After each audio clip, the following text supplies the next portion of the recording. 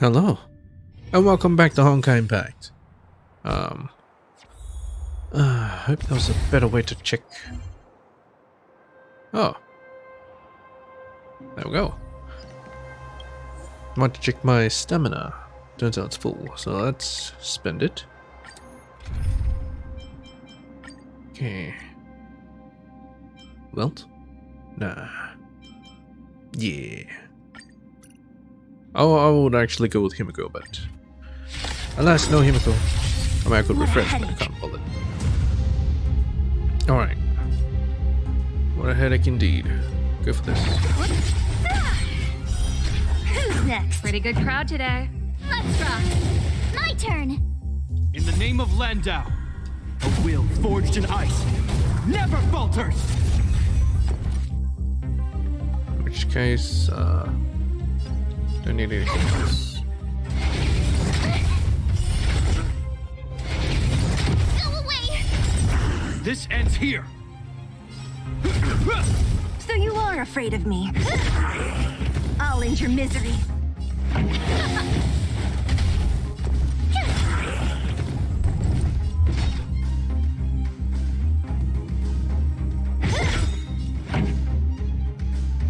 Let's I'll use it. free you from your chains. Disappear among the sea of butterflies. You sure she can one shot? Illusions of the past. There we go. Let's rock.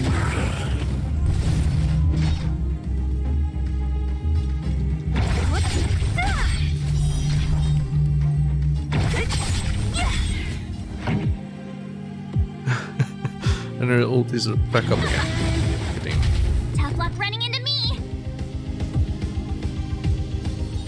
Phew. Hope you're prepared.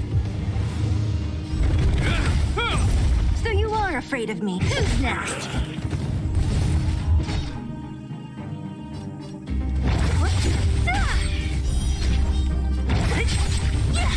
This song's for you. Let's rock. My turn. Whoops. Here. Ah, shit. Try that again. So you are afraid of me. Pretty good. Don't mess with me. I'll free you from your disappear among the sea of butterflies. Illusions of the past.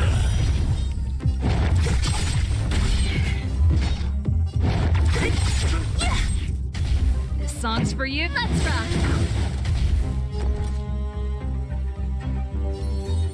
Phew. There we go. Can't run. This ends here. What a headache. What?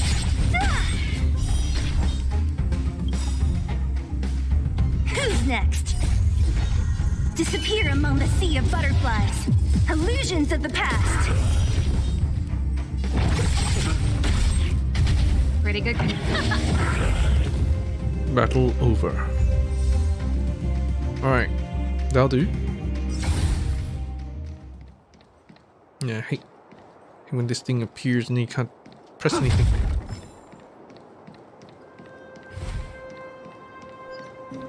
I need to find some soldiers to fight. Also, I got a message. Who's this? Pom-pom, Cascade. Someone's running fast? Naturally. It'd be hard not to improve when you're encountered so much.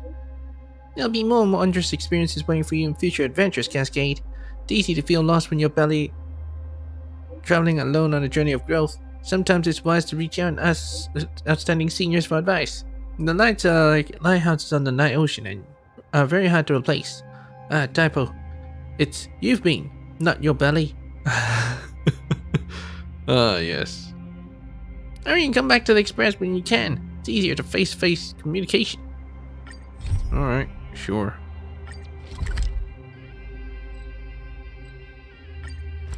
Pom-pom knows best. Hello, Himiko.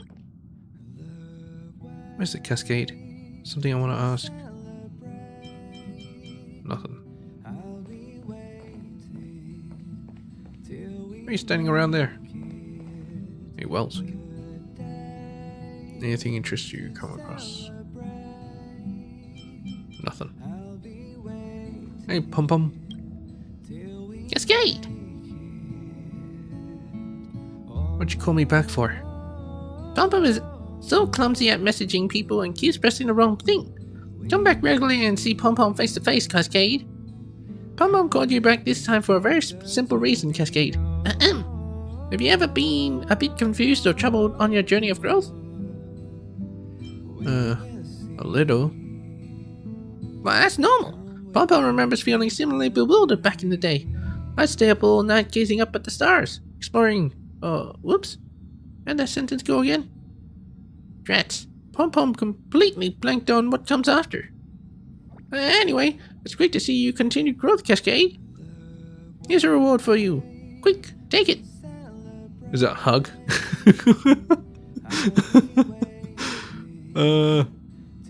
You know, that usually infers a hug, so.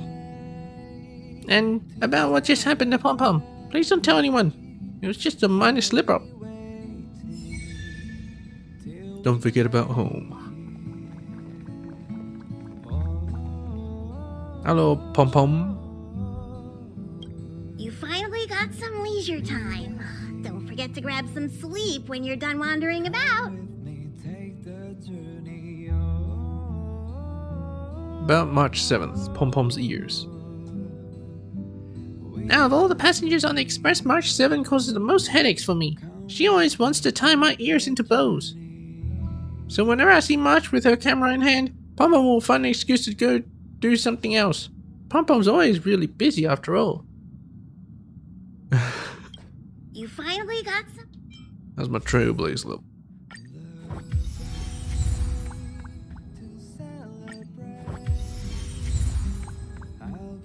Oh, nice. What's this? Night ring. Excuse me? What is that?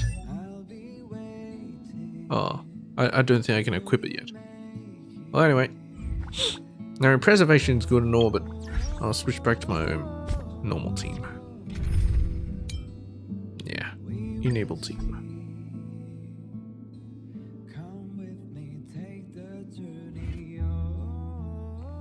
Alright, see ya, Pom Pom. Go to Yorillo Boulder Town.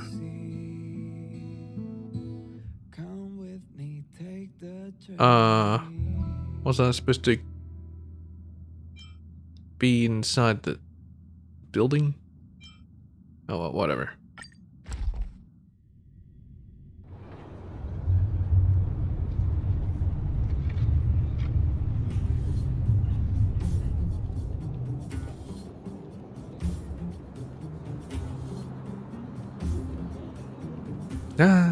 I gotta explore it all.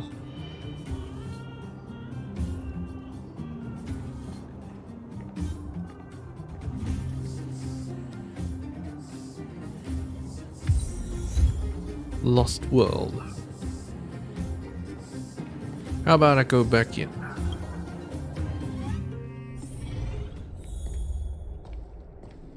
Okay, let's begin with this one. Collect. Dreamland Analysis. Recently, the psychiatric department has received a lot of patients suffering from poor sleep quality. The patients attribute it to excessive dreaming, most of which were related to stress from work and life.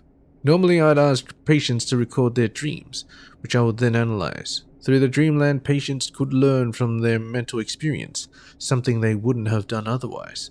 I have found this method helpful for treating their illness. Some would believe that the metaphors of dreams are meaningless, but I don't quite agree. Dreams can stir up patients' feelings and emotions, which at the very least indicates a connection with the patient's feelings or experiences. But what exactly are these dream metaphors? I've read so much about it, but the old world literature is incomplete, and I don't have a definitive answer. What's interesting is that there is a link between dreams and reality. In the past, people have used dreams to predict the future. I remain skeptical about the saying that dreams can predict. A déjà vu is when a person feels like something is currently happening that has already happened before. I believe that is not an exact dream, but a dream-like feeling which is just as mysterious as dreams. But dream sharing is one possibility. There was once a very young patient who recalled the ritual she would perform in her dreams. To my knowledge, the ritual exists only in the distant past, and the people around her had no means of knowing about it to begin with. No one told her about the ritual, so how did she know about it?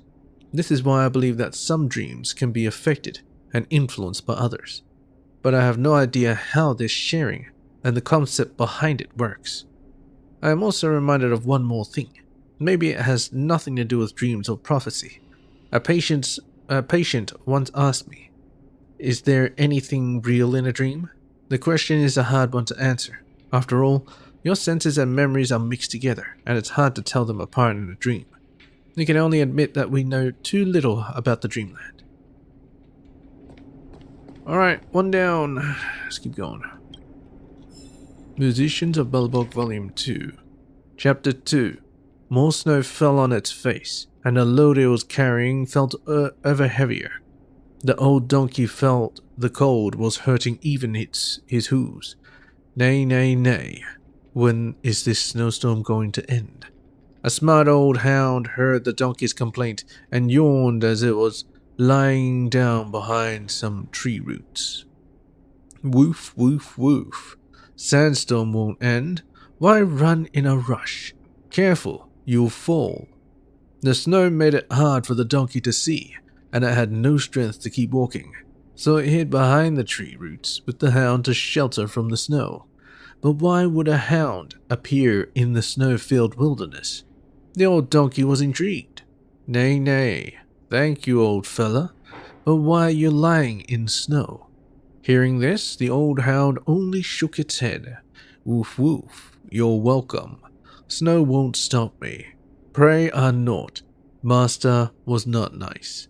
I was to pay the price. No way I could agree, so I had to flee. The old donkey sighed when he heard this. There was nowhere to go in the snowstorm.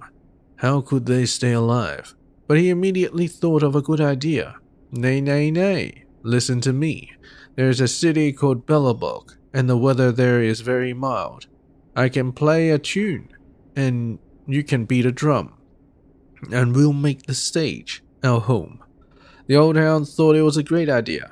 He lolled his tongue in delight, and even the hot vapor of his breath froze into ice flakes. Woof, woof, woof. Then I'll come with you. Oh, I thought the donkey would be lunch, but okay. It's a nice neat little thingamading. Correct. Miner's medical certificate. Reference number 100451. Medical certificate. Elgar. Male. Infection history. Member of the 3rd mining team. Long-term exposure to geomera crystals. Crystalline dust and noise. Symptoms. Dyspnea. Accompanied by nasal obstruction. Hemoptysis. Chest pains and pulmonary dysfunction, difficulty lying down, and edema of lower limbs, hearing loss, severe tinnitus, occasional auditory hallucinations, and severe insomnia. The patient's emotional regulation function is damaged, hard to stabilize the patient's mental state, frequent episodes of anger, impulsion, and depression. Doctor's advice.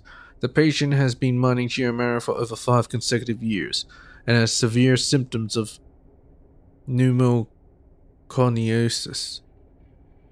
It is suspected that he failed to strictly follow safety protocols, which exposed his respiratory tract to working environment and caused infection. His physical condition will make it impossible for him to continue working in the mines. Doctor's signature, Natasha.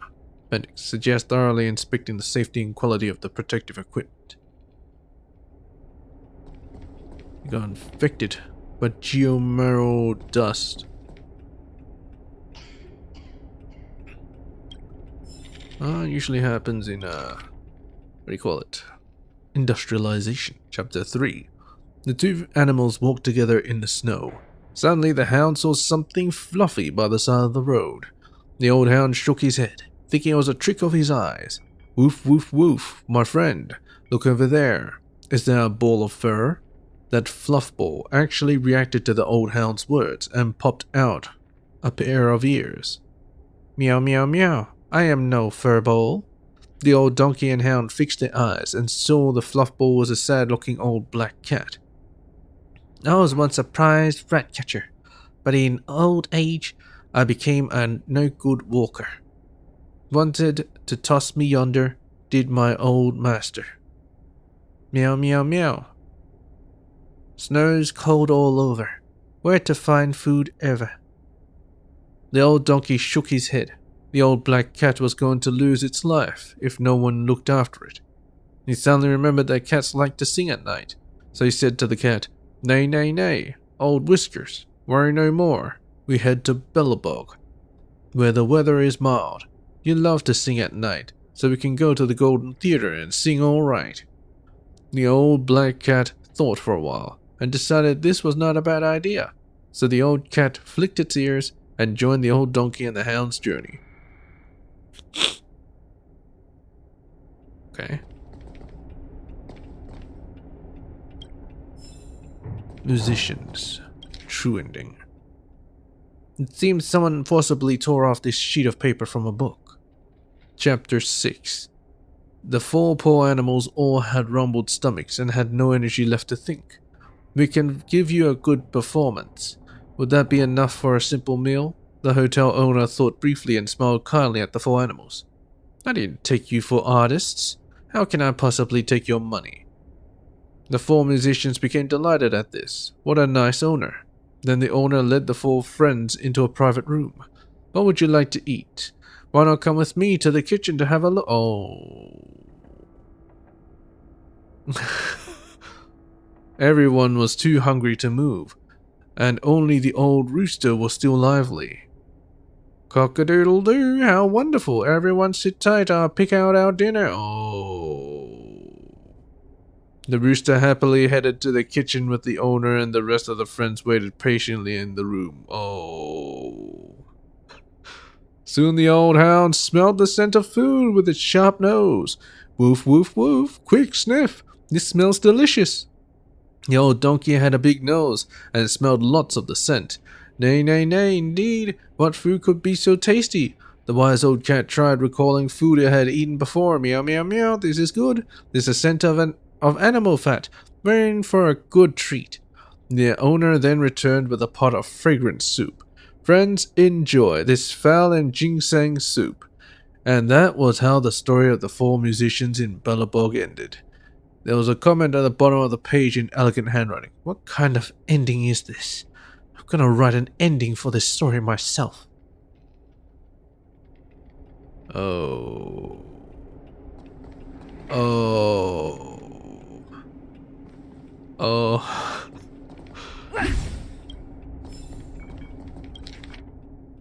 Chapter 1. A long time ago, the eternal freeze had just began in Belobog. The land was not yet fully covered by the heavy snow. All the animals were playing joyfully outside Belobog. Somewhere far away from Belobog lived a donkey who wanted to become a musician. One day, the master of the donkey went to him. My old donkey, you hard worked for me your whole life. What kind of dream do you have? The donkey was happy to learn that he might have a chance to fulfill his dream. Nay, nay, nay, my kind master. I want to enter the theater of Belobog. I want to become a musician. His master nodded and said, A nice dream. How about this? I'll send you to the market of Belobog myself. The old donkey answered quickly. Nay, nay, nay, the market of Belobog? Does that place need a musician too? His master laughed. Ha ha ha. What place doesn't require a musician?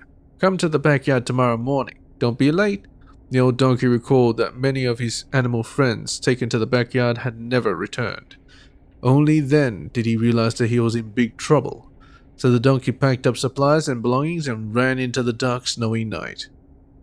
Oh. Oh. Where's the ending anyway? Part 1. Blue Lamp Umbrella. What exactly is an umbrella? Blue lamp umbrella is a type of fungi that is commonly found growing near geomarrow. Small sized fruiting body, flat cap with a dimple, and gills. 0.5 to 2 centimeters in diameter, smooth dry with its color fading from cyan to light blue, becoming lighter towards the center. The stipe is 3 to 5 centimeters, 1 millimeter or thicker, smooth, curved, and hollow. The cap is covered in shining dust, making the mushroom give off a blue glow in the dark. Kind of like the one in Tsurumi Island, huh? This blue lamp umbrella is edible, but this is not recommended because its flesh is hard to chew. It's used primarily by some clinics or pharmaceutical purposes. Fungi of the blue lamp family have anal G6 effects, which have proven effective for trigeminal neuralgia, migraines, fracture pains, and rheumatoid arthritis. The discovery of this fungi has done wonders for miners who commonly suffer from these problems. Its name, umbrella, was borrowed from a common object to describe its shape, but over time, underground people forgot what an umbrella was. Exactly. It never rains. Corrosive ore moss. Random thoughts creep up in an abandoned mine, lit up by an eerie green light. Corrosive ore moss is a small plant with subspherical reflex cells on top, usually found in cave entrances or abandoned geomarrow mines. The plant absorbs the moisture and organic matter in the air through its compact structure, secreting acidic substances constantly during the growth process. In geomarrow mines, the acidic substances dissolve geomarrow powder, creating a chemical reaction that will release weak light and energy. Its strong phenomena is usually round and can reflect or refract light into a greenish glow. In the depths of a cave, where there is almost no light, this moss is still capable of using photosynthesis to survive. There is an ecological phenomenon known as the moss corridor, where the mossy overgrowth expands to unimaginable proportions inside a geomarrow mine. Sounds kind of cool. Zombie General. This really is a zombie. The zombie general is not an actual zombie. First line. Nor is it a real general. It's just the name of a dead giant banyan tree. The giant banyan tree existed long before the eternal freeze. This single tree extended to form an entire forest, and a famous eco-attraction to extend their respect. And people of the time named this tree General Sherba. When the eternal freeze came about, the exposed parts of General Sherba died in the frost and snow. However, in its slow process of agony and death, the roots of General Sherba kept growing and took over underground water sources to absorb even more energy. The expansion of its underground root system continued even after the main tree had died. The elder members of the Geomarrow Development Group were shocked the first time they ran into the roots because Belobog was more than 100 kilometers away from the general. From this point on, the ever-growing roots were referred to by the people as the Zombie General. Even to this day, the Zombie General still acts as a very important source of materials for the Underworld and its people. As for the overall cultivation of the roots, it would be safe to say that less than 1% of it has been tapped into. Oh, so it's a tree with extremely large or long roots. That's dead. Natasha's list. To all parents who are minors, I am Dr. Natasha. Now, many of you are exhausted from your daily work, and so you can entrust your children to the care of the clinic. I understand how difficult it must be for your family as the end of the year approaches. However, some of you haven't seen your children for so long that I can't help but wonder about your motives. I have enclosed a list of the children who haven't seen their parents in over 100 days. I hope these parents will visit before the end of this month. If not, I will be adding your names to my notebook. Those who are in my notebook had better pray you don't get sick or hurt, or I'll be sure to take care of you using my family's secret recipe and a large dose of compassion. Isabella, 11 years old, 133 days without visits. Little Bella is the most well-tempered and sensible child at the clinic. She often volunteers to help with the chores and takes care of the other children while I'm away. If you're Bella's parents, I suggest you learn about childcare from her, because I'm pretty sure you wouldn't even be able to care for a mad mole that eats anything. Big Charlie, 9 years old, 164 days without visits. Yeah. She's wondering if they abandoned the children here. Big Charlie is a child with quite a temper. Probably something he learned from his parents. He doesn't know his own strength and frequently gets into fights with the other children, for which I've scolded him on numerous occasions. However, he has shown an interest in medicine and is capable of making basic potions that he uses on his own bruises. If your Charlie's parents, please visit him soon, or I'll teach him how to make special potions for you. Little Charlie, 7 years old, 115 days without visits. It's been almost a year since little Charlie joined us, yet he hasn't said a single word. Little Charlie's parents count themselves lucky. I know what you look like because he always keeps a family photo in his pocket. Believe me when I say I'll personally come to find you if you don't visit. I can only assume you're suffering from amnesia, and I have the right remedy for it. Timmy, 8 years old, 153 days without visits. Little Timmy, oh little Timmy.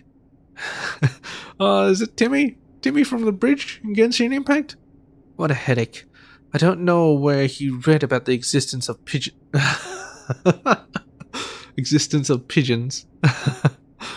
Ever since then, he's been obsessed with studying birds. I told him there are no birds in the underground, but he won't listen and still constantly daydreams about them. If you're Timmy's parents, I suggest you visit Timmy before you have to capture a couple of those birds to make him happy. Even Timmy gets a reference. Nice.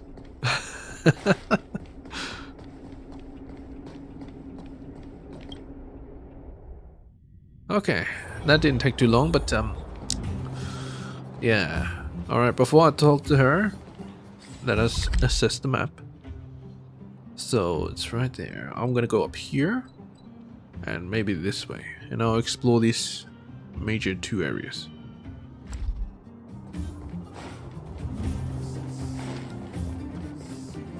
Ah, trash can! Yeah! The two trash cans stood tightly, side by side, as if no force in the world could separate them. Dumpster. The dumpster remains silent. This hunk of junk gazes gently at you. Gazes? Dumpster stands silently, yet a hint of sinister comes through. Scientists once said that when a dumpster is shut tight, it exists in a superposition of states where it's both devoid of trash and full of trash at the same time. You vaguely recall a television series of where a lawyer hid inside a dumpster such as this and waited for an incriminating piece of evidence to appear out of thin air.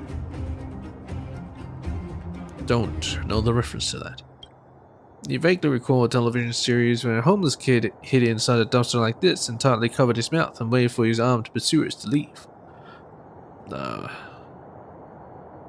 nothing.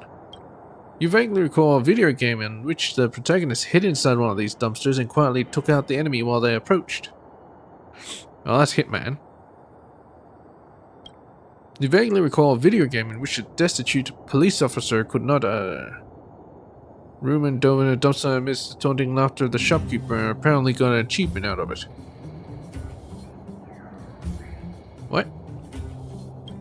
Vaguely recall a video game in which a key item can be found in dumpsters like this to solve a puzzle and unlock the next area. Again, that's too vague. You don't understand where your obsession with dumpsters comes from, but it must have something to do with the aforementioned work. dumpster stands silently, yet a hint of sinister comes through. Superposition.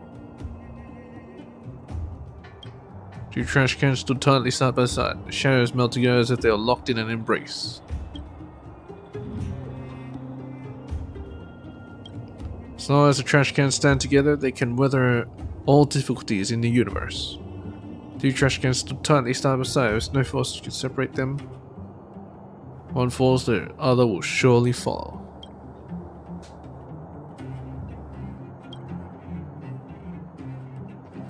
Okay.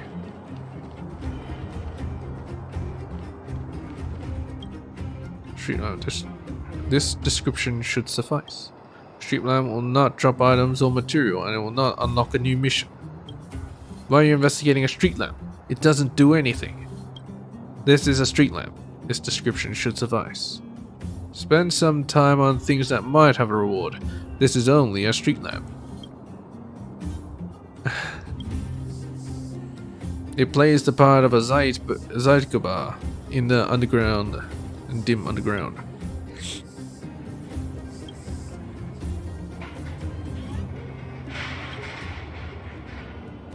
Alright.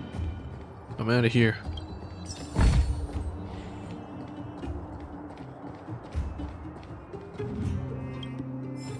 Letter attached to a package. Martha, do you remember Fane? The one who went with you to catch rock crabs? Long face with eyes that made him look like he was always sleepy. I found out that he got into the ancient relic trade. He did that for a few years, but must have gotten into a turf war or something, since I haven't heard anything of him lately. A while back he uncovered some letters in the machine graveyard that he couldn't sell on the relic market. I don't know why he tried.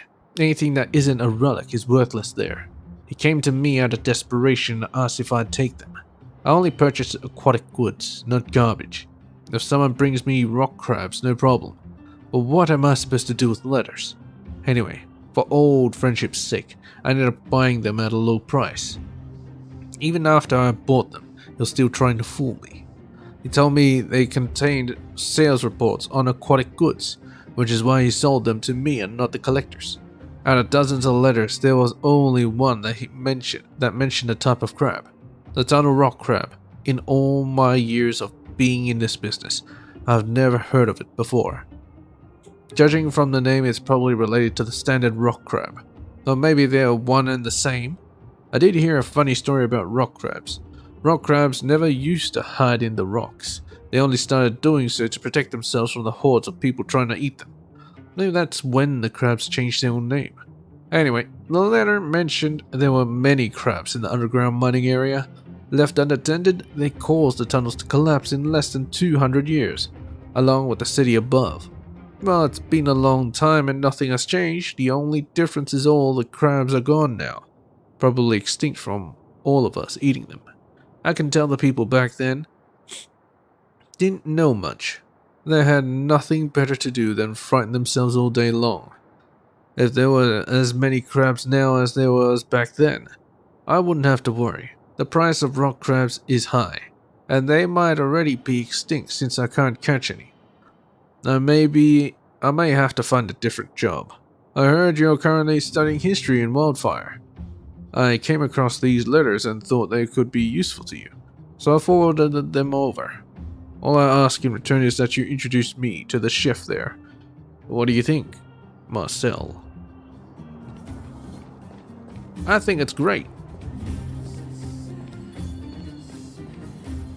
Give me this.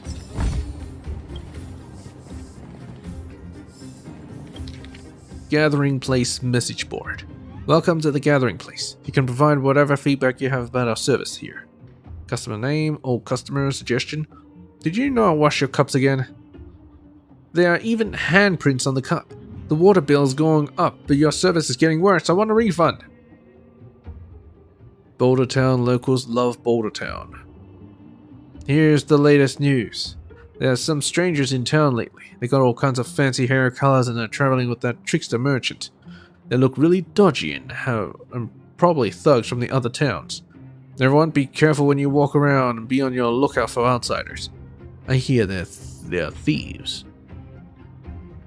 Nina is bored. Suggestion. Can you get some snacks going? What's the point in only providing water? Do you even know how to run a business? Mechanic 2B. Someone earlier wrote a pretty disgusting comment. You reckon they're the only resident in Boulder Town? That people shouldn't go to be able to enter or leave? I saw those people you mentioned too. They were also traveling with wildfire members. Also, what's wrong with dyed hair? Everyone was once young, so dial your tone back a little. Sounds like you locals are so high and mighty. What's wrong with outsiders? Everyone's got arms and legs and are trying to earn a living, but you're here maliciously suspecting them of this and that. You've really got no manners.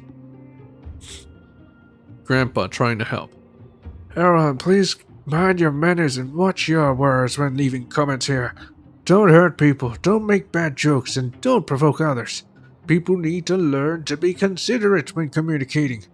If there is a difference in opinion, don't fight over it, and don't act on impulse. Cup of water for a day. Gramps, don't bother helping. We're all anonymous here and everyone writes harsh comments. This is like the mad moles in the mines, not wanting to see the light. Just running around screaming. They get sensitive to everything and like to engage in infighting that ends up hurting themselves. The gathering place is just a mole nest. I'm used to it. Boulder Town locals love Boulder Town. Nah, it's you outsiders who made Boulder Town the way it is now.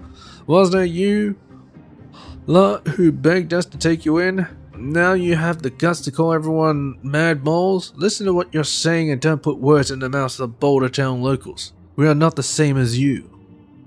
Wildfire is hiring. Suggestion. I don't think us Underworld folks are mad moles, and I don't think we need to separate outsiders from locals when the fragmentum is threatening everyone.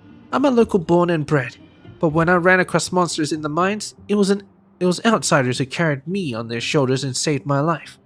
Besides, mad moles act that way because they lost their sense of security towards their future. They don't understand why the world just suddenly changed.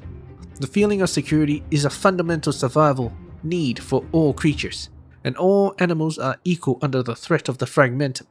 The seniors in Wildfire taught me all that. I believe the biggest difference between humans and animals is that we have a rational brain. If you don't want to turn into a mad mole, you can join Wildfire and protect our home together. Don't fight over being an outsider or a local when we have the fragmentum to fight. Boulder Town. I'm Lay and I'm having my birthday soon. Number 8 is right. It is better to work for Wildfire than to argue over minute issues. Let's all calm down and desist from arguments. Say, my birthday is tomorrow. If you are so inclined, I'll treat you to a drink tomorrow afternoon. I might not be able to afford expensive beverages, but 1 cup of water is still within my budget. Just one? Boulder Town locals love Boulder Town. Thanks. I had a drink on you today.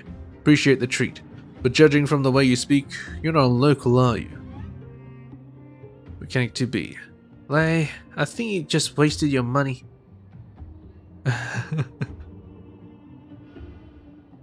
Angry fella.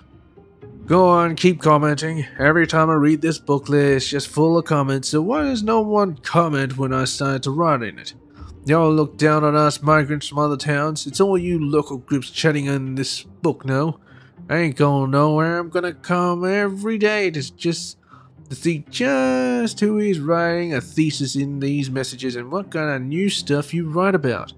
Whenever I leave, you chat all the way from the eternal freeze to the history of the mines, from your lunch to Gertie's cooking skills, from how to dig more efficiently to the fundamentals of fixing machines, and you'll stop as soon as I'm in the gathering place. You telling me it's all coincidence? Well, I don't believe you. I'm gonna be right here from morning till night, and I want to see exactly what you're all blabbering about. Old customer. How did number 12 get drunk on water? Got a hidden menu at this place. Mechanic 2B. Gathering place got a new notebook because the last one was full. Bro, you got such an active imagination, why don't you go write a novel?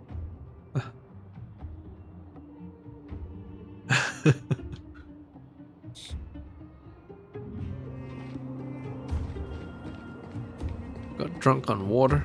New drinks, half price on your refill. Half price on refill?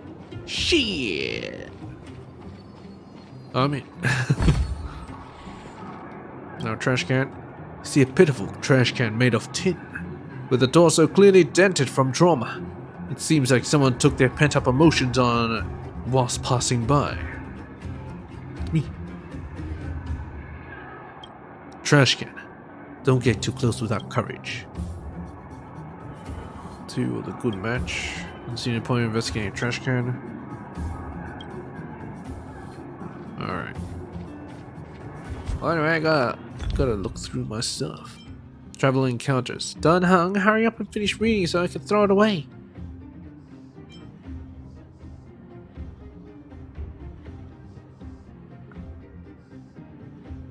Why not just digitize and save on a photolith disk? That'd be much more convenient. Advanced technology is far more fragile than you think when faced with stellar storms and neuron-floated eruptions. Besides, I'm sure the author of this book wanted people to read it in the simplest of ways. Yes. Yes. Sounds to the right position. Huh, just kidding.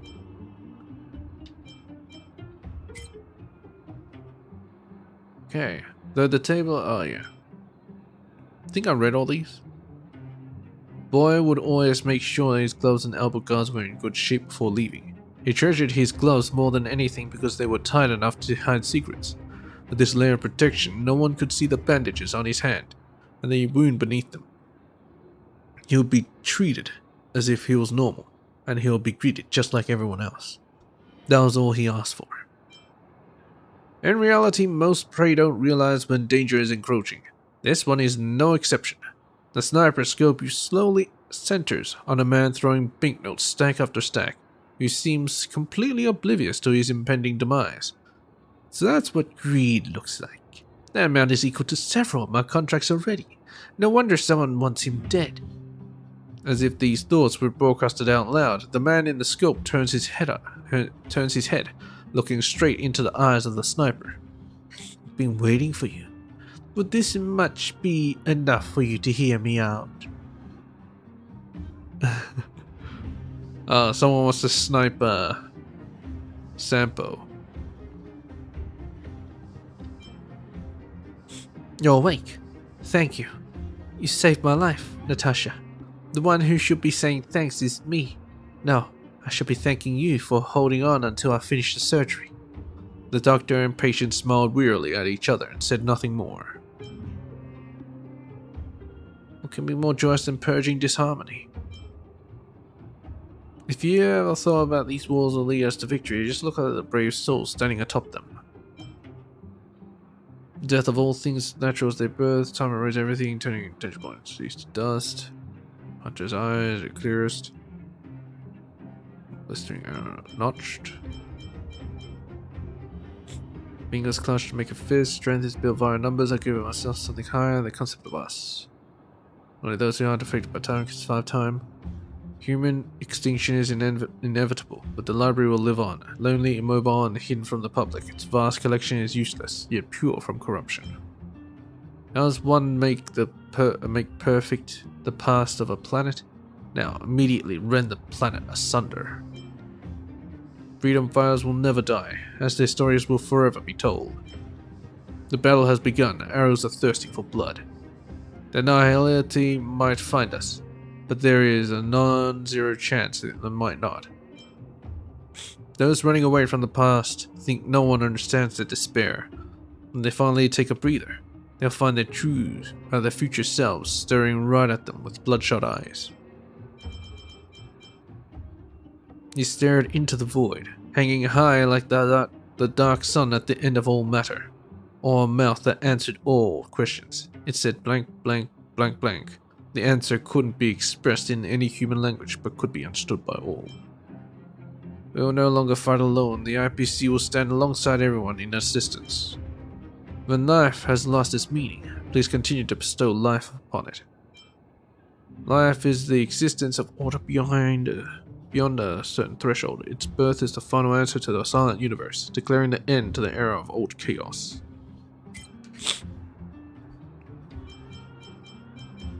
Okay. Knight of Purity Palace. So boost distributed to the Knights of the Church of Purity Palace. Simple wood comes on the heels order. A heavy breastplate decorated with the distinctive symbols of the Church Purity Palace, even the joints are airtight. Backstory. Oh my god.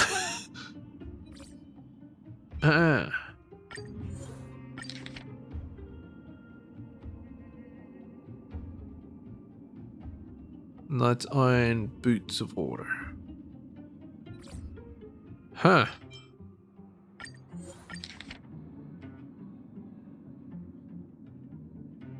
Oh my god. They have their own...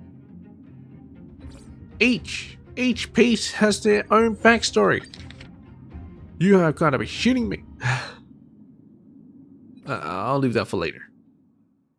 Alright.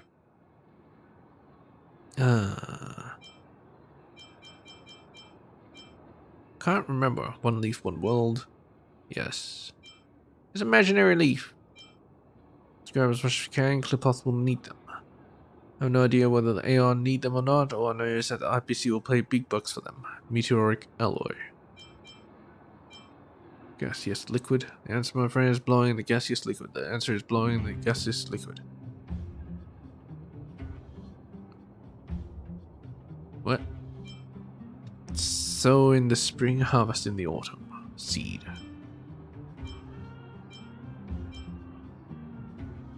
Zoom in on a snowflake 100 times and behold the wonder of nature. Look, they won't stop no matter what happens. They just keep whirling. You know what that reminds me of? Trailblazing. That's right, Pom Pom. Promise me that our trailblazing journey will never come to a stop. Well, I don't think that's possible. A simple equation when entered into the synthesizer will unlock a new recipe. Alright.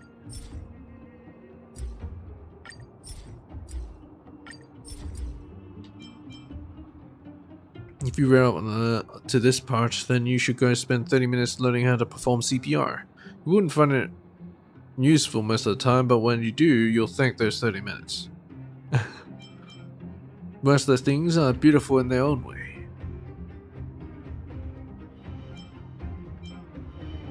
People start all sorts of shenanigans when they're fed. Don't explain why a trash can has dignity, wow, and why that dignity is so heavy.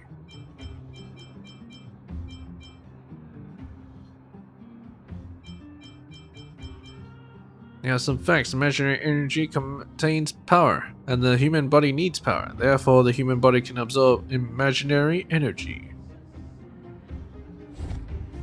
Is that so? My friend, looking for a ticket? No. Boxer recruitment form. The Fight Club is recruiting boxers. Have you ever considered changing your ordinary life to go from being the last stock of the town, laughing stock of the town, to a celebrity worshipped by all? Or perhaps you're born with dazzling talent, but you suffer from being a nobody. Then you are what the Fight Club has been waiting for. You don't need combat skills honed through battle, and you don't need outstanding physique. You just need the potential to be the center of attention, and the courage to change yourself. Then we will forge you into an unrivaled hero. Sign-up requirements: you only need to be an adult. Boss Guy has the keenest eye and knows better than asking you about a hero's past. As long as you're an adult, we won't ask your gender, origin, or the reason you joined. We accept sign-ups from all who meet the requirements. Also, the poster's invitation notice has a plaster on the wall. Won't call your attention and looks new, but there's abundance of dirty fingerprints on it. It's clear that for many people, this boxer recruitment form had ignited the fighting spirit. My friend, looking for a ticket? No! When people talk about fighting, they're referring to one of three things: punching techniques, palm strikes, and finger strikes. If fighting sports are too heavy for you, you can start with rock, paper, scissors. Fighting, also known as brawling, is not just a scuffle, but a healthy physical and mental athletic sport that promotes sportsmanship. When people talk about fighting, they're referring to three things: Tantalizing for you to join the fight club.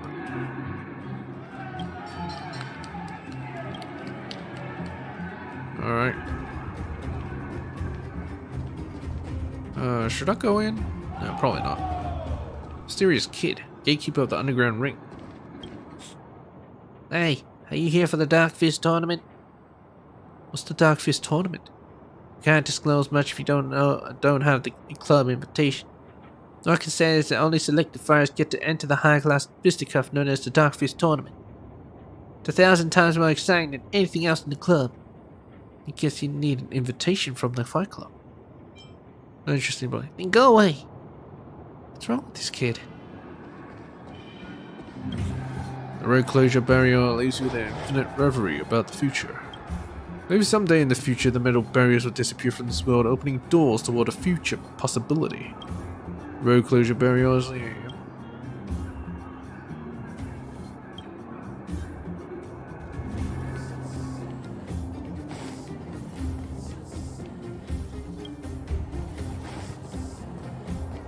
Okay, good.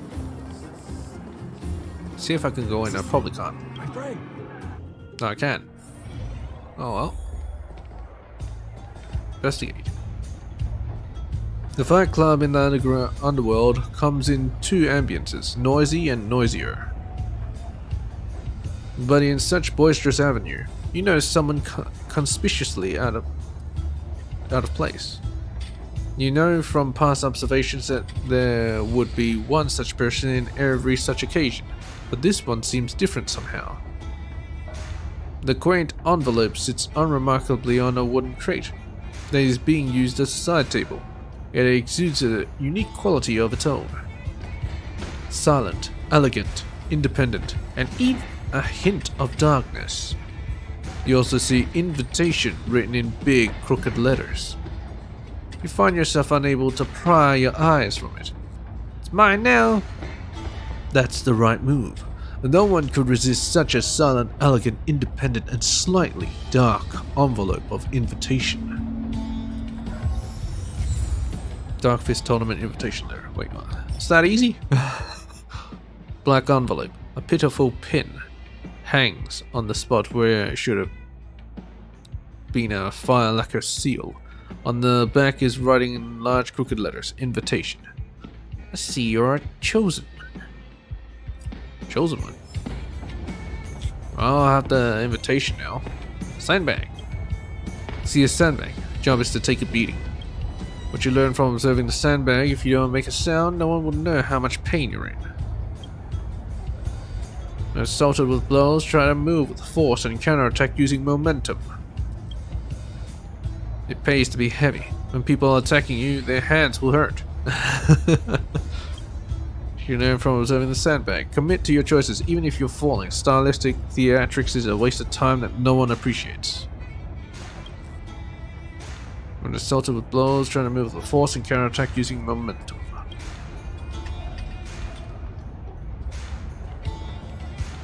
Oh. All sorts of posters, invitations, and notices are plastered upon this wall. One caught your attention.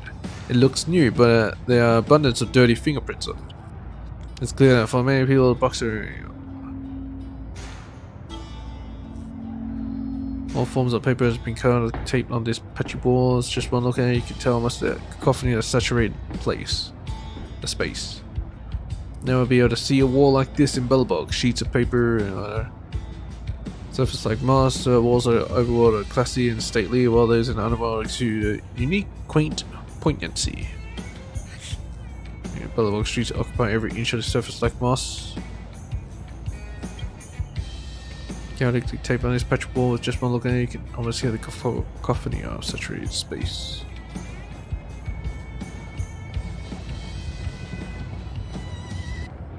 Well. I have the rock climbing. No. It's just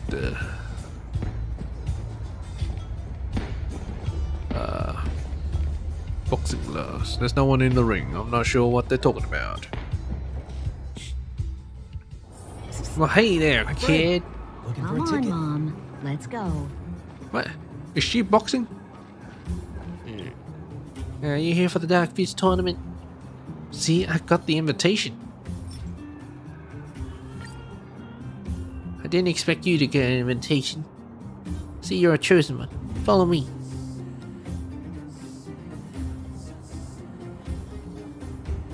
Attention, chosen ones. The Underground Ring's Dark Fist tournament finally has a new challenger. Please welcome Cascade. Yeah, newcomer. Looks pathetic to me. Why'd you say that, kid? Isn't this supposed to be an underground fighting ring? Well, why would you say that, kid? Because you do look pathetic. Quiet, quiet. It's Cascade's first time, so let me introduce the competitors and the rules. Cascade, the 3 people in front of you are the Formidable 4. Wait, but there's 3 in front of me. What do you mean, Formidable 4? And you can beat them all in the single rounds of rock, paper, scissors. You bring a fabulous prize from the committee.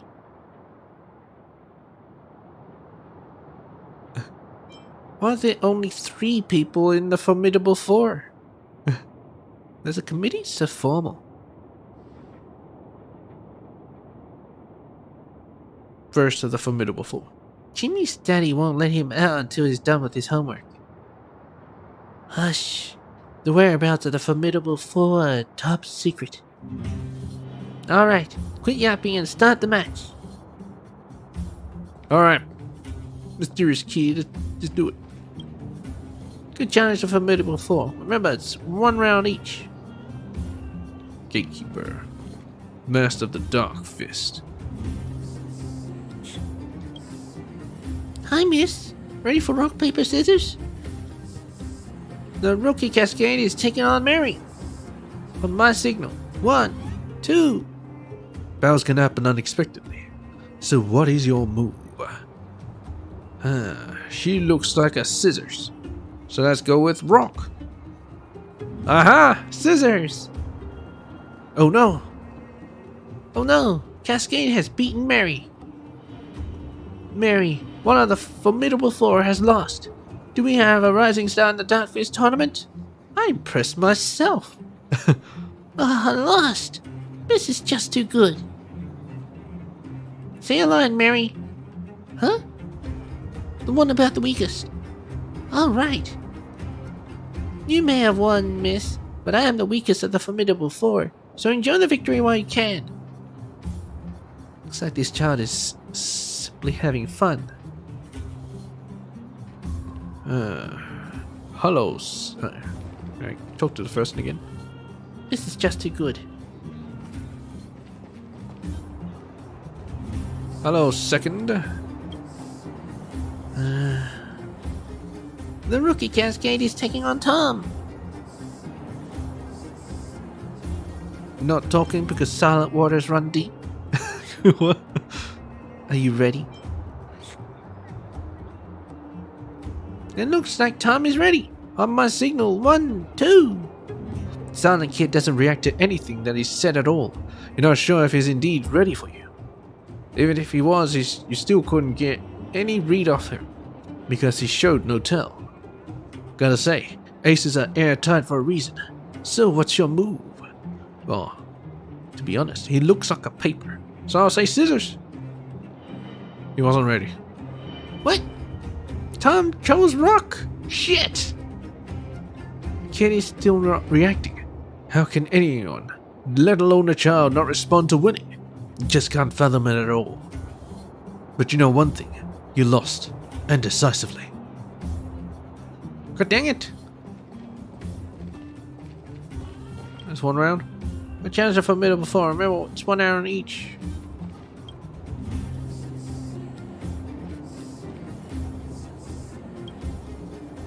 It's time for you, Cascade, to take on me, David. The haughty kid raises his right hand, wanting a piece of you. This kid is already getting on your nerves, and now you're itching to beat him, thoroughly. But the so-called Dark Fist tournament is just a game, and he's just a kid. Do you really want to rub it in his face? Before you decide, think it through. I have to put him in his place. How evil, but the high powers don't seem bothered by it.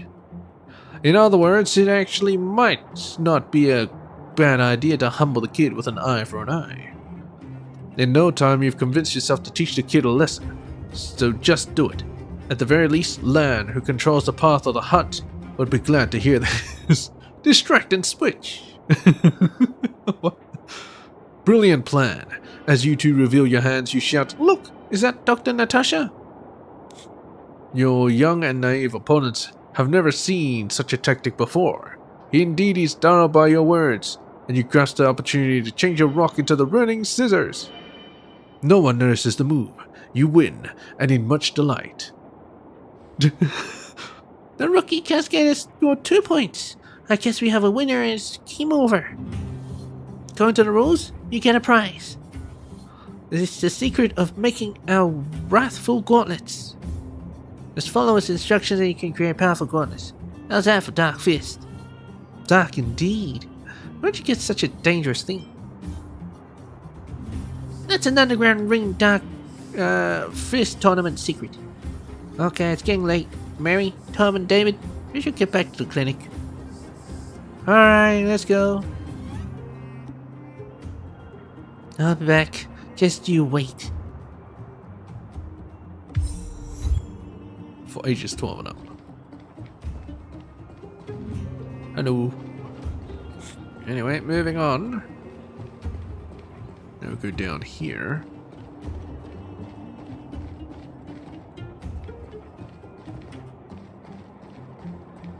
Ah. Trash can. Game time. Guess how many trash cans are there in Bellabog? Attention.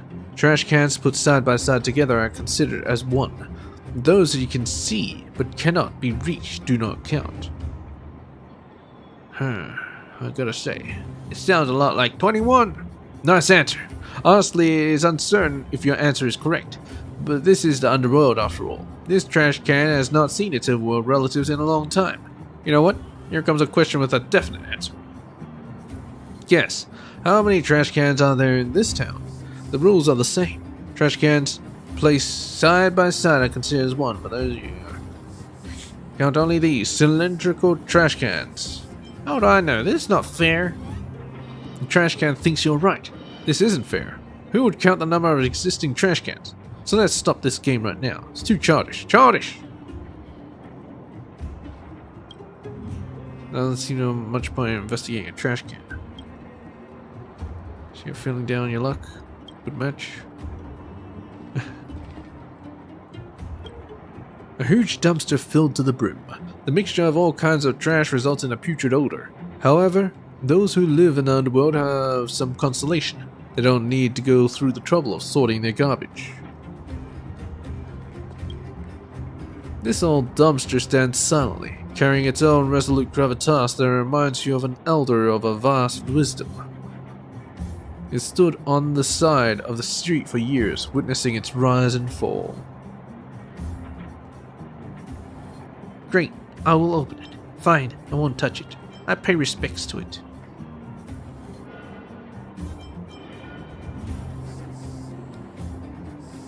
I pay respects to it. You bow an elder dumpster, to which it responds with a deep dignity. It almost feels like it is the size of 2 dumpsters. Sanctity of the trash. This mailbox is tucked away in the corner, trying not to be noticed. Better not disturb it. You get the sense that even the most sociable person would need some personal space, let alone a mailbox. I want to steal some letters. Oh well, whatever. Hey, wait a minute. I can actually go through? No. We have plenty of time. Load.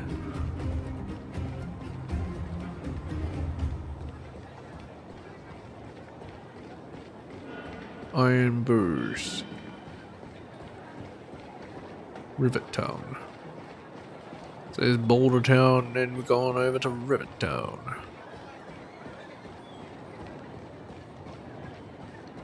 Cheap brew. You know what? Sure. Let's go to a cheap room. Okay, it is a cheap room. Paper, pens, and a pot of black ink are laid out on a plain wooden table. You lean down slightly, trying to make out the messy handwriting on the paper. Technology in the underworld might be outdated, but printing as a technique remains as prevalent as ever. Perhaps this establishment opted to handwrite its notes to give customers a warm feeling of being valued. But this kind of thought only manages to make reading more difficult for you. As you scan over those polite and pointless words, your eyes start to hurt. Finally, you find the most important part at the bottom of the page. Gertie, the owner, warmly invites you to rate our services. Ah, a grading session. Your favorite. You vaguely remember having this experience before, with you sitting in the backseat of a hover taxi, flying from one place in the city to another. Wait, hover taxi? The pilot of the hover taxi doesn't chat with you or for the whole ride, not offering even the most cursory of greetings. But as you open the door to climb out, he suddenly says, "Please give me a 5-star review." No, you won't. You are the embodiment of impartiality. You would never take pity on a test with a score of 49 and change it to a 50 for a pass. You strongly believe that good reviews are earned, not handed out. You look around this cheap room. You hear the walls wailing and see the cupboard trembling. Now you're the most impartial critic in the whole of the galaxy. Dear guest, please rate how comfortable the bed is in your hotel room. It'll be neutral. Bed, average. It's more than just average. It could even be used to define the concept of average. Dear guest, please rate the tea provided by your hotel room. Neutral. Tea, average. Take it so seriously. You wouldn't turn away such a pot of tea if you were engrossed in reading or gaming. Or gaming? Dear guest, please rate the lighting and view from your hotel room. It's actually neutral. Lighting and view, average. The lighting in the room is not too shabby. At the very least, you're able to read what's written on this paper clearly. As for the view, you knew the people who designed and built this hotel did their best. You could hardly ask for more. Thank you for valuing the service here at the Goethe Hotel. Goethe? Wait a minute. You may leave a comment in the space below. We will take your feedback seriously and try our best to improve our services. A comment. Coming up with original comment is always a headache. It's better to make a multiple choice question. Multiple choice question? Very happy with the excellent service, thank you. There's an average experience, I probably won't come back. May I suggest you buy some memory foam pillows and velvet quilts? Yes. You successfully passed the comment component of the test. There's only one blank space left in this piece of paper. If possible, please leave your name so we can notify you when we have discounts. Discounts? What a beautiful word. Let's write your esteemed name here then. Heisenberg. Cascade. Your friendly neighborhood, nameless. Heisenberg. Your masterpiece is done. You've just completed the single most unbiased service review in the history of the universe, without a hint of any subjective emotion. You flip back the feedback card, and you've just completed, and discover a thick stack of identical cards. You are faced with several options. Finished. Now go over the whole review again. Your comment for the shop. May I suggest you buy some memory foam pillows and velvet quilts? The signature, Heisenberg.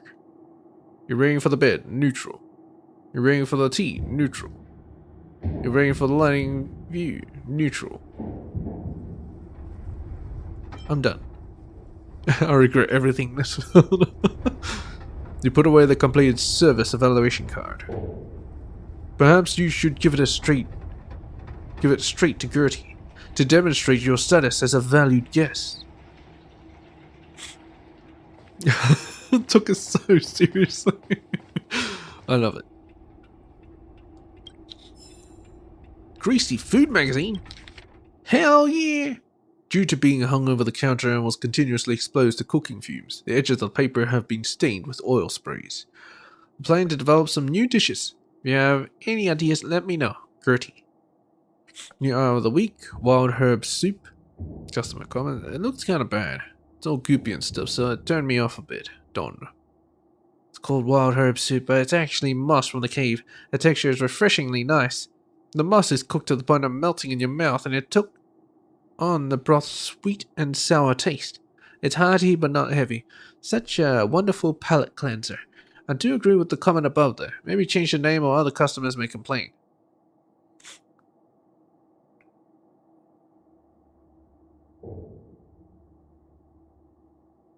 Chef's response.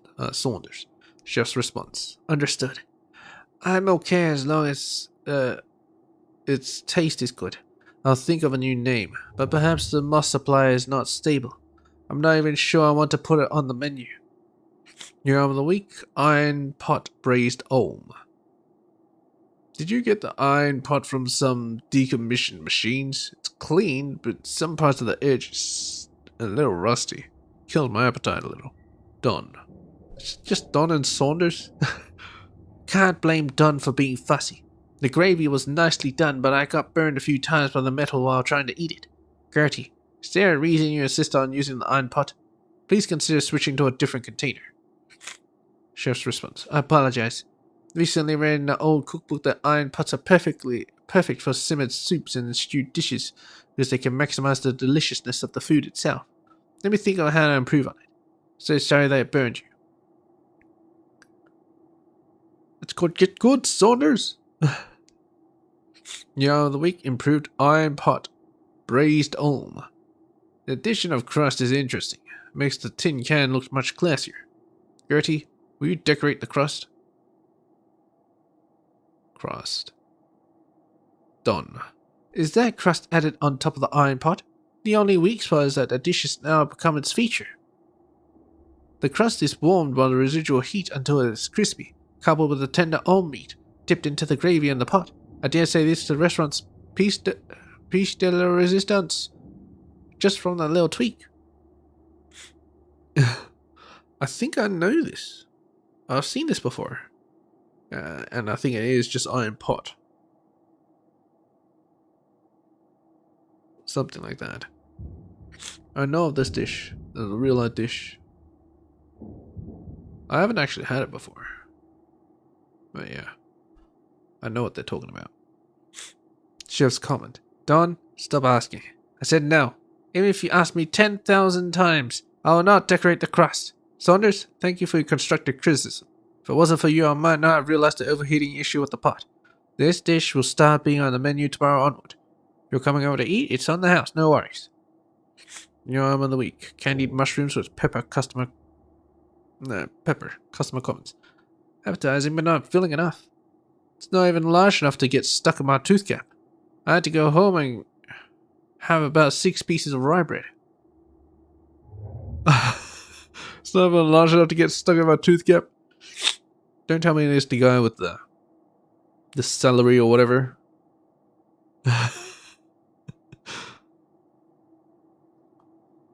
It's a cold dish. This is unusual. The roasted candied mushroom paired with the hammer pepper flakes makes the sensations come in layers. The spice kicks in just as the sweetness fades. As an appetizer, its portion looked a little small. I finished it before I noticed. Is there a non-spicy version? It tastes great, but I don't do well with spicy food. Did she write in sobs? By God. Chef's response. Non-spicy version? I've yet to find a replacement for hammer peppers. So I'm sorry, but I probably won't be able to make it on short notice. Only the spicy version will be on the menu 2 days from now. As for Don, if your tooth gap is so wide, I advise you to have your teeth looked at. New item of the week, rat jelly. Meat jelly. Meat jelly, my childhood favorite. But is it possible to not say rat in the name of the dish itself? I'm a little squeamish. I worry my childhood favorite will become my childhood trauma. Jelly can be considered a featured dish only locals would know of. The man mole meat doesn't taste gamey at all. Mixed in with minced garlic, there's something indescribably satisfying in having my mouth stuffed full of meat. The yogurt dip is soft and airy, and at the same time not too creamy, making it taste way better than the traditional fish jelly. As expected of Chef Gertie, this reminds me of the era when each and every family makes their own meat jelly. I'll change the name to Flavorful Jelly then, putting on the menu next week onward. Now the week, grilled mushrooms. Gertie, you have been towing the line in your pursuit of ingredient freshness. There's a reason why the mushrooms on the market have always been those few species. The ones you're using are all inedible. Antonia, oh, that's new. I have never seen mushrooms this colorful. Can they really be eaten? The portion is quite filling and taste is okay, but it will cause diarrhea after eating. It's quite a challenge for the customer's digestive system. Really? I apologize. I hope everyone's doing okay. Didn't research it? Deep fried rock crab. Rock crabs themselves are extremely tasty, but are not suitable for deep frying, which makes it difficult to bite into the shell. I had to smash it with a rock to get the meat inside the pincers. Gertie, are you not able to clean out the gravel on the crab? Tiny rocks coated the shell and are pretty much indistinguishable from the shell after deep frying. I almost cracked my teeth while eating. The seller told me not to wash it too well. Some of the freshness would be lost when cooking it. I have yet to master the balance of this, so I do give my apologies, however late it may be. Sounds like a talented chef, although probably do a bit more research. So out of those 5 dishes, only 2 of them were successful.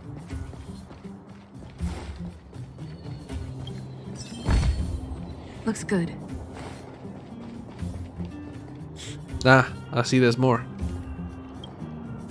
Trash can glared coldly at the other trash can, gasping for air at its feet. Told you, Tatalol, it said. I told you that you will one day collapse beside me. When that time comes, I will laugh at your dying face. Such is the wind of change.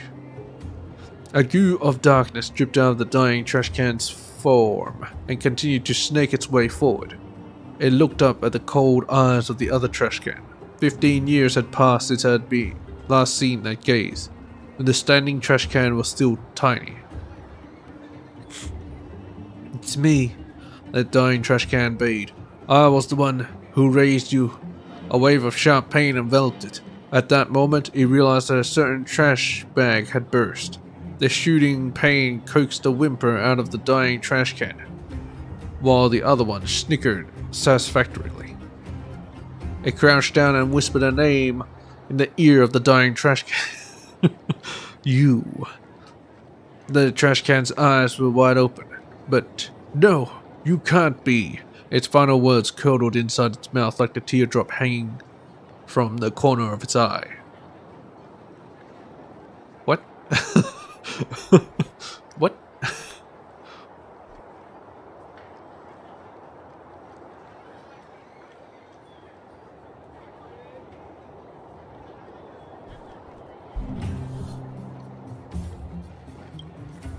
You feel a sense of relief when you stand before this dumpster.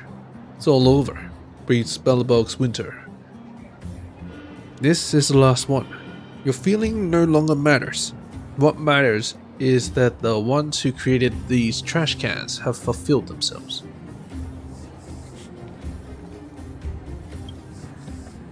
The big trash can lies in plain air. You can see that it has been filled with citizens' discarded trash. Suddenly you hear a voice saying, Trailblazer. You want these 7 normal pieces of trash, or this beautiful piece of trash? I want them all! You are a greedy person, the voice says in an approving way. I'll give you what you want.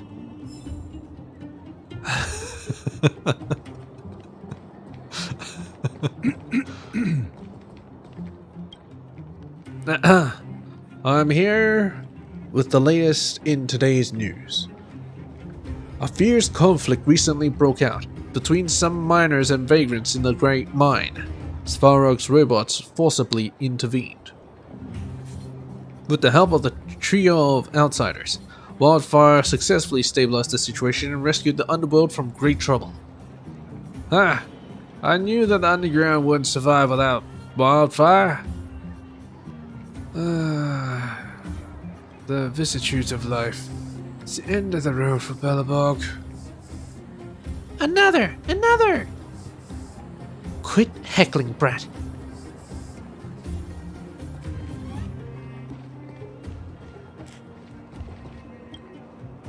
Yo, welcome to Lauda's humble shop. Don't hesitate to let me know what you need. I want to buy something. Nice. Except I can't afford it.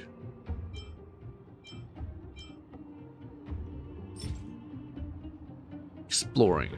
Oh, okay. Oh, these are shields. Holy shit. You're charging that much for shields? I mean... charging so much shields for this?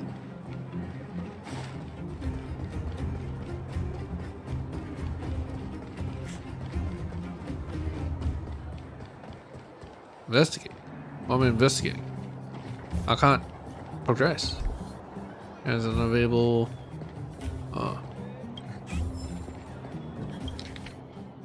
Semicircular electrode collar. Danger to rarity 4. Trading value 40 to 60. Shield. Appearance. Is an irregular semicircle with 2 metal synapses on either side of the apex of the curve. There are also several buttons along the curve, but some buttons do not respond to input. Their functions are unknown.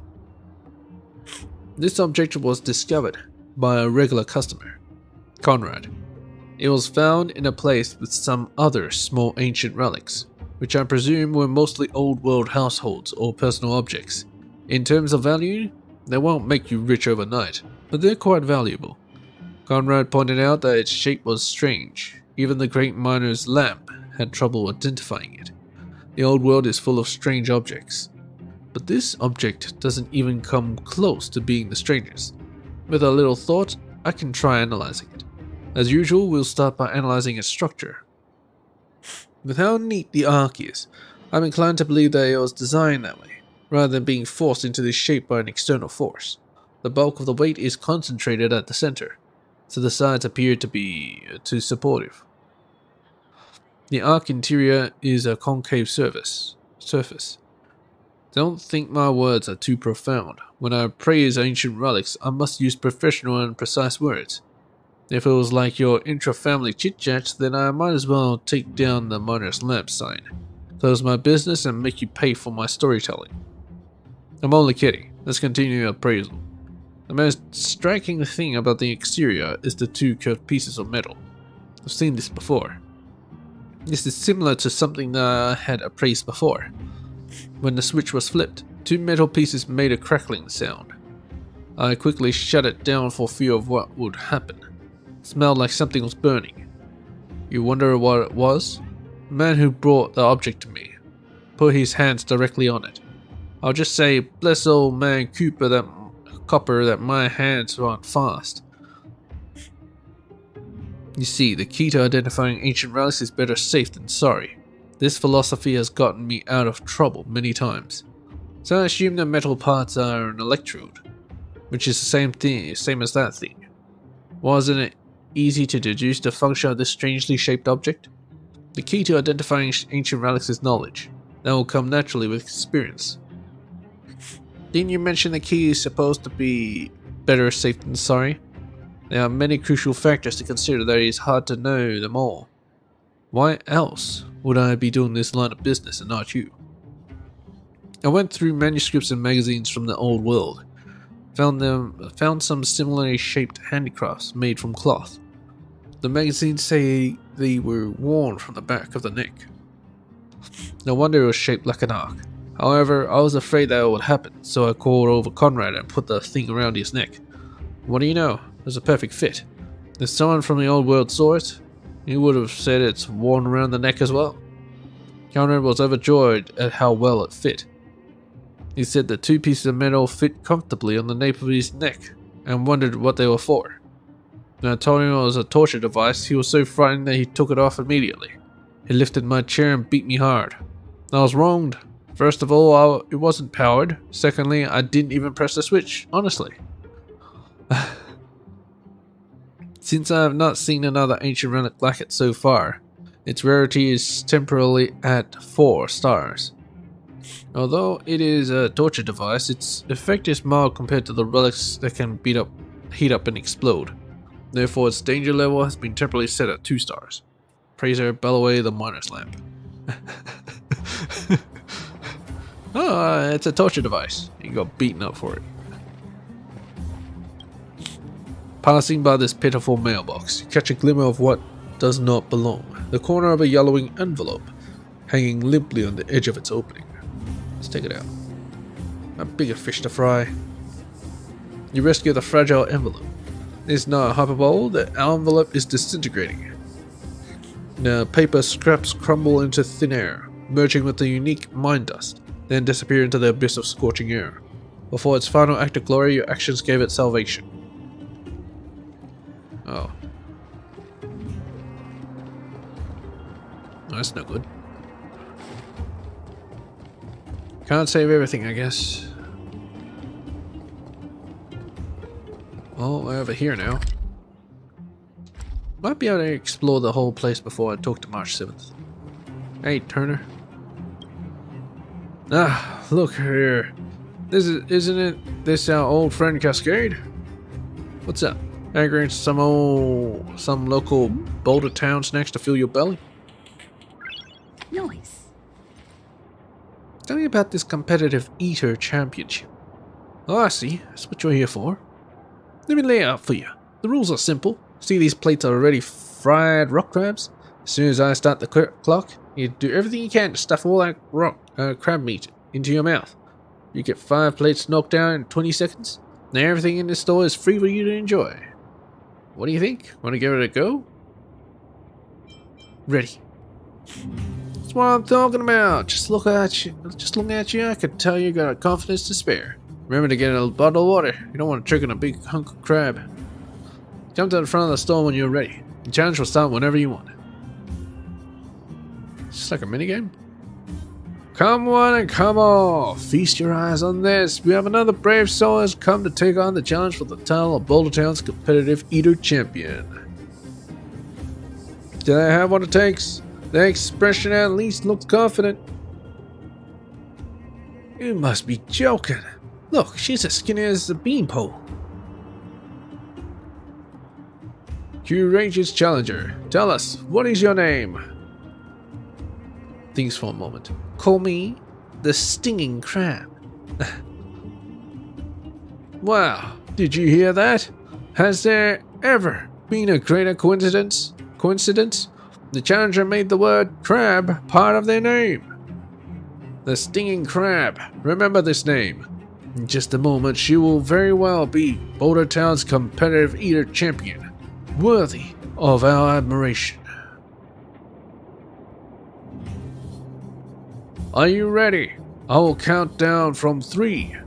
Then start the clock. Don't forget, the challenge is only considered complete when you eat 5 plates of deep-fried rock crabs in 20 seconds.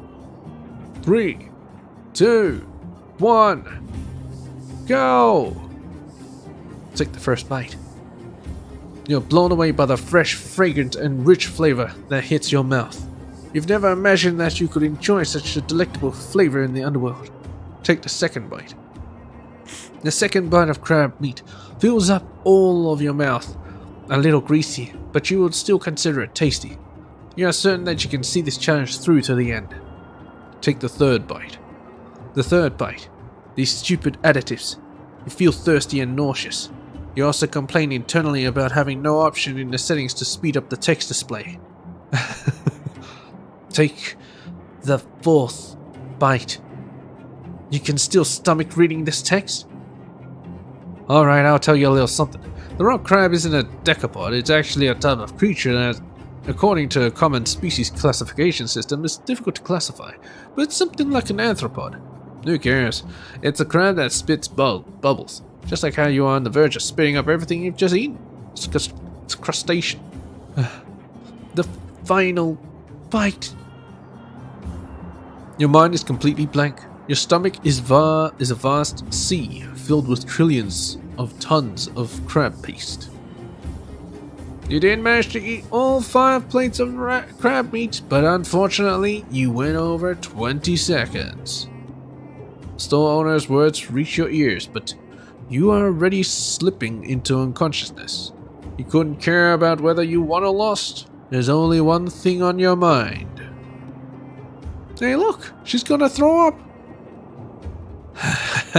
We got a good show coming up.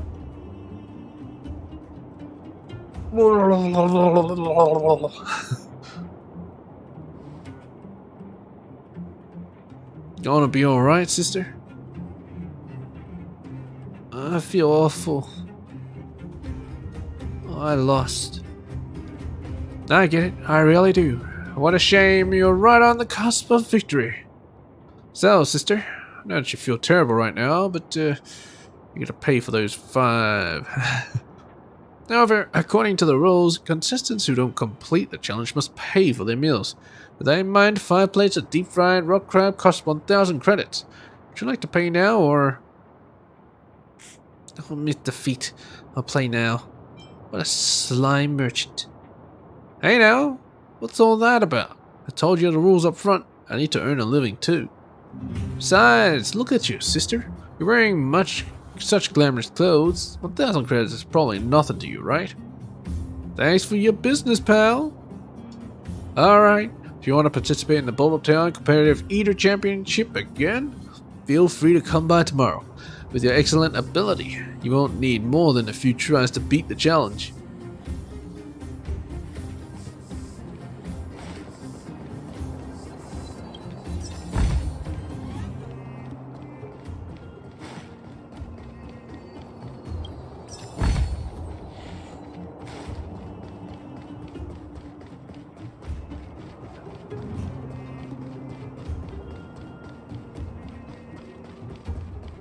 Oh. Well, seems like we're ready to go. I lied. This dumpster evokes a special emotion in you. Unrelated to its location, appearance, and olfactory triggers, it is a sense of hiding from the world as well as a hint of preternatural coziness. A wrinkly piece of paper is stuck on the lid and dumpster with the number 81 on it.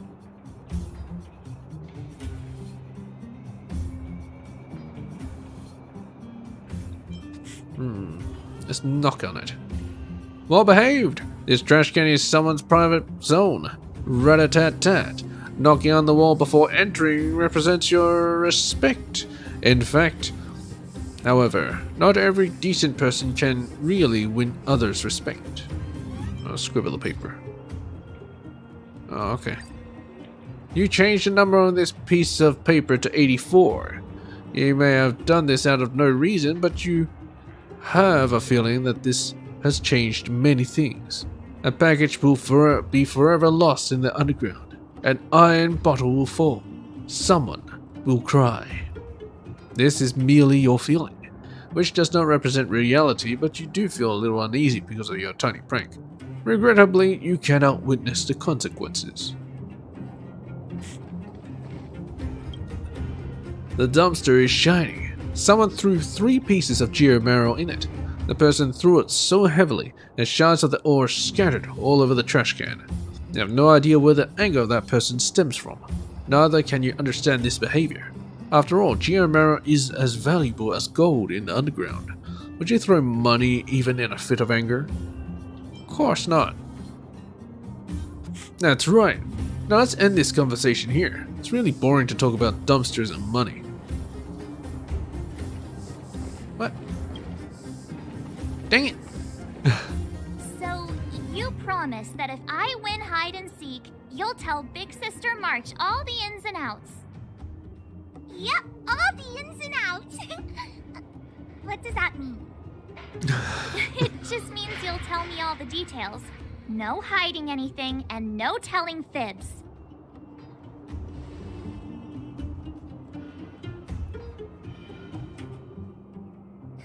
Hook isn't an overgrounder, you know. Hook never tells fibs. Yeah, never. Well, that's settled then. Okay, let's play. Huh? You, when did you get here? It's been a while. Doesn't matter. Not that long, big sister. Quit acting like a child. It's like this. After I woke up, that doctor said Sampo had taken Don Hung with him. I went around in circles trying to find the blue-haired scoundrel and bumped into these kids. They say they know where he is. But they said I had to join the moles or something if I wanted to find out. And to do that, I had to prove my strength by winning a game of hide and seek. Do you get it? I get it. Need a teammate? I get it. Well, best of luck. I get it. You're being bullied by children.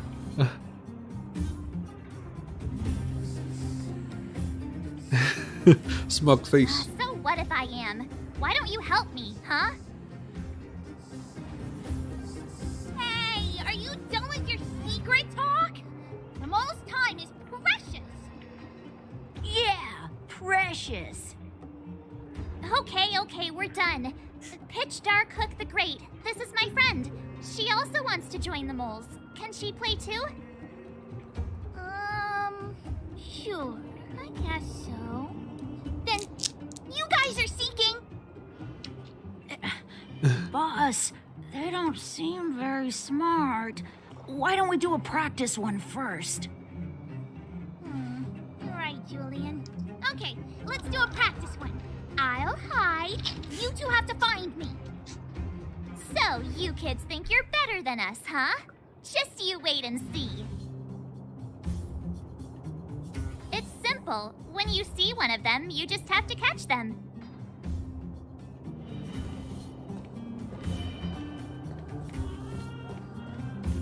Alright. I'll see ya. Geomero, as the name suggests, is the essence of the plant to Eurilo seeks. Right now, it happens, no one knows, no one wants to know. Geomero ore is kind of cuboid, or maybe it was formed into this elegant shape naturally. Just letting ore sparkle inside the crate. Cuboid. Still usable energy on the planet. After the blockade was implemented, only this ore was allowed to the overworld.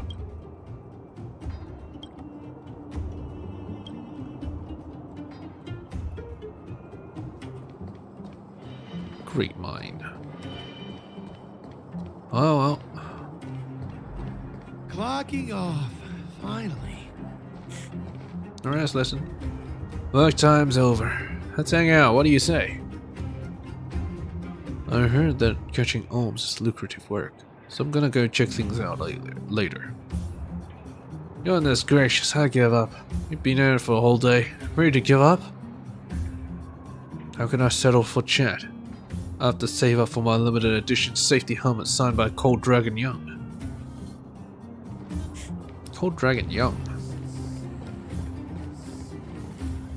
The mining team is hiring. Oh. Oh. Hello? Ha! Gotcha!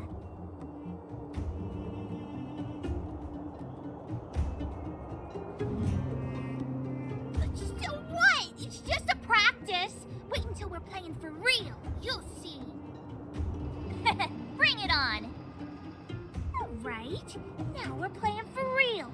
You gotta count to 50 before you open your eyes. No cheating. 47, 47, 48, 49, 50. Ready or not, here I come, naughty children. The moles haven't lost a game for ages. You're doomed. You got it yet? We're the Underground's greatest hiders and seekers. Hook? Don't run! I got you, Hook! Not fair! I'm the boss of the moles! How can I lose to a bunch of villains? Do your worst! I'm not afraid. What are they feeding you kids down here?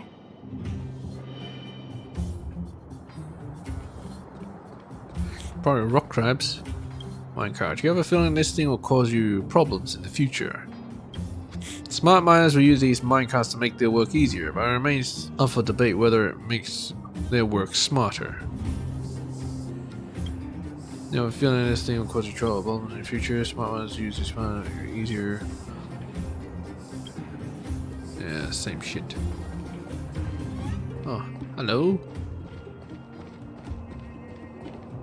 Haha, I caught you. Doesn't count unless you can answer this question. What?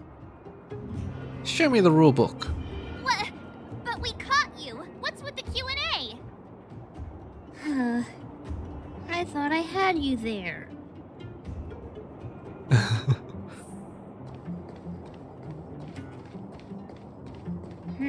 Something's not right. That guy's been staring at us this whole time. Hide and seek might have to wait. Let's see what he wants.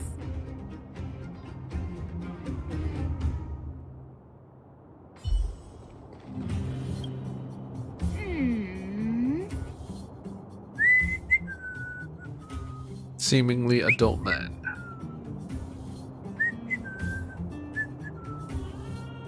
My instincts are telling me something's not right with this guy. Saying it right to his face. Tim, no doubt. He's looking taller and older. Looks like an adult to me. With a child's brain? Well, here's the truth. I'm a grown man. All right, the jig is up. Your voice gave it away.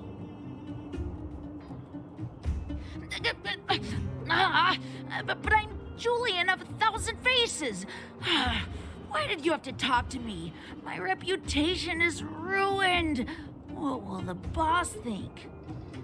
No need for the melodrama. That was still a magical performance. Yeah, how'd he do that?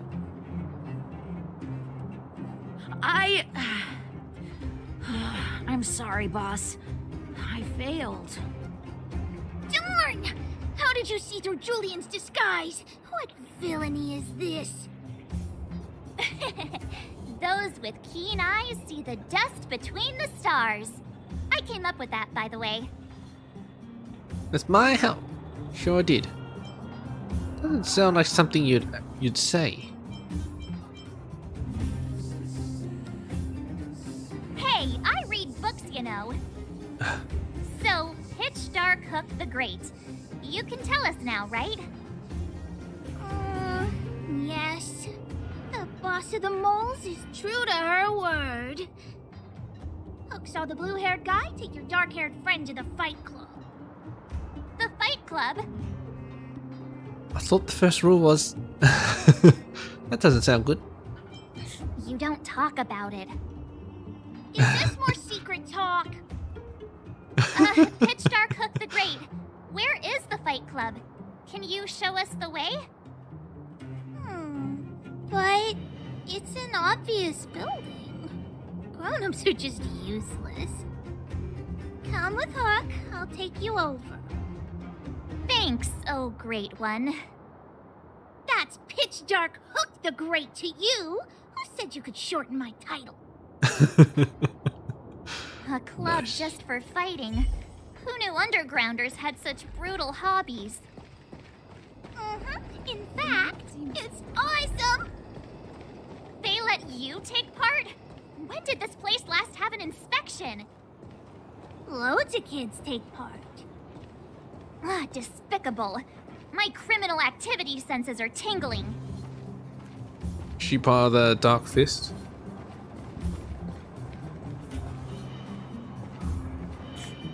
We're here! This is it!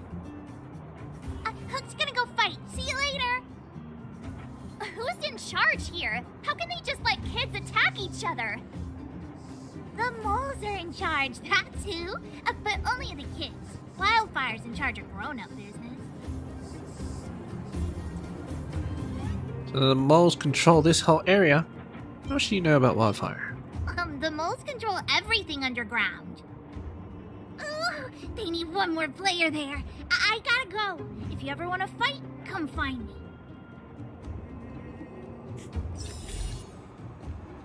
Alright, I want to fight now. There are so many people here. Hook's too short. Can't see anything.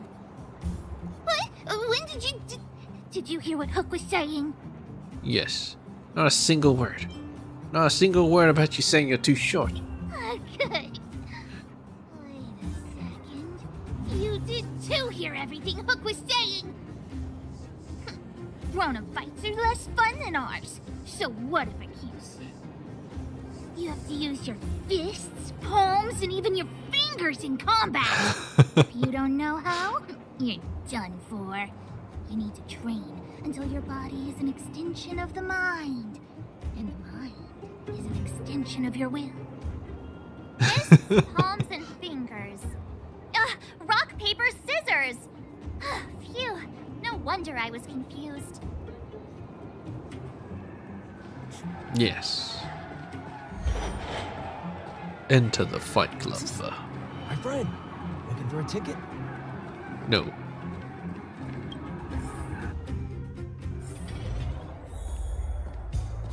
Brothers and sisters, are you ready for Dr. today's Dig. most spectacular, spine-tingling, earth-shattering contest?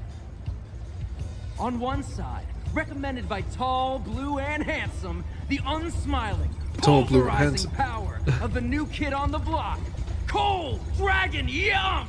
Oh, so he's Cold Dragon Young. And his opponent is none other than the unfeeling, incendiary, explosive might of Team Robomatic. All praise to Boss Farog. Given that no other fighter was willing to take on the strength of Team Robomatic, Cold Dragon Young will face off against these opponents alone. On learning his fate, the brave young fighter had one thing to say: whatever! And so, let the semifinals of the 1,758th Fighting King Challenge begin! Quick, let's help him. Hey, you can handle it. Oh, brothers and sisters, an unexpected turn of events. Two members of the audience have charged into the octagon. It looks like they want to team up with Cold Dragon Young. So you're awake. Yeah, the first thing we did was go look for you. And now that we found you, we're trying to make sure you don't get your butt kicked. You're welcome. Brothers and sisters, you can feel their passion. The magnetic pull of this electric sport is undeniable. But let me reiterate, these competitions are for professionals only. Whatever you do, kids, don't try this at home. And Cold Dragon Young is signaling that the contest will go ahead. He's just itching to get into it. And so are we. It's the Iron Fists of Cold Dragon Young and friends versus the Iron Skin of Team And friends. Robomatic. I can take them on my own, you know. Yeah. We need to work on your emotional intelligence. Or we could share the experience. Hold the line. Destroy them all. I just want to go home.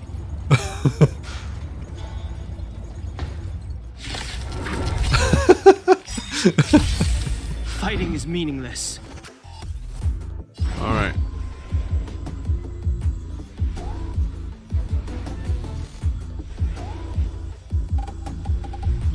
Dang.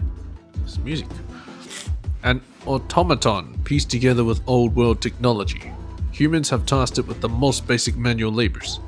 In combat, automaton spiders are highly unstable. capable of exploding when damaged. Oh, just like Honkai spiders. Fuck 'em up. And they're dead. Pretty good crowd today. Turn it up!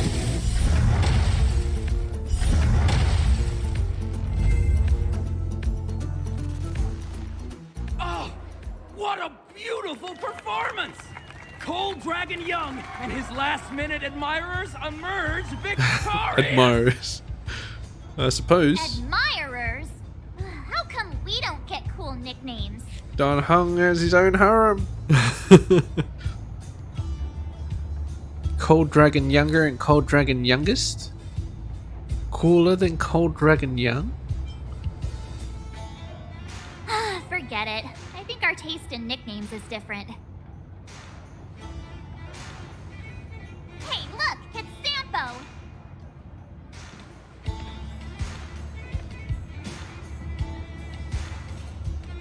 We've got an explanation to demand. Got another butt to kick. We should thank him. Butt to kick. Let's get after him. That's how we thank him. By kicking his butt multiple times.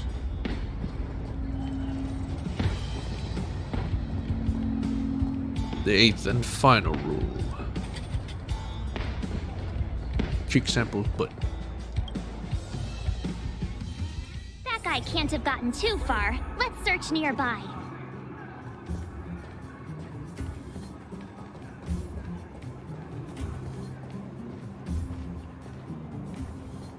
Is hide and seek? Hey, it's you! I was just thinking to myself, am I getting robbed? Who are these people following me? So, you start to walk a little faster. And anywho, if I just turned around, I could have thrown open my arms and said a big hi to my old friends. Save it. You saw us in there and got scared, so you pulled a runner. Me? Scared? Oh, my friends, what do I have to fear? Surely I haven't done anything to offend you. You threw us at the Silverman guards. You sit down and hung up. No, I'm just messing with you.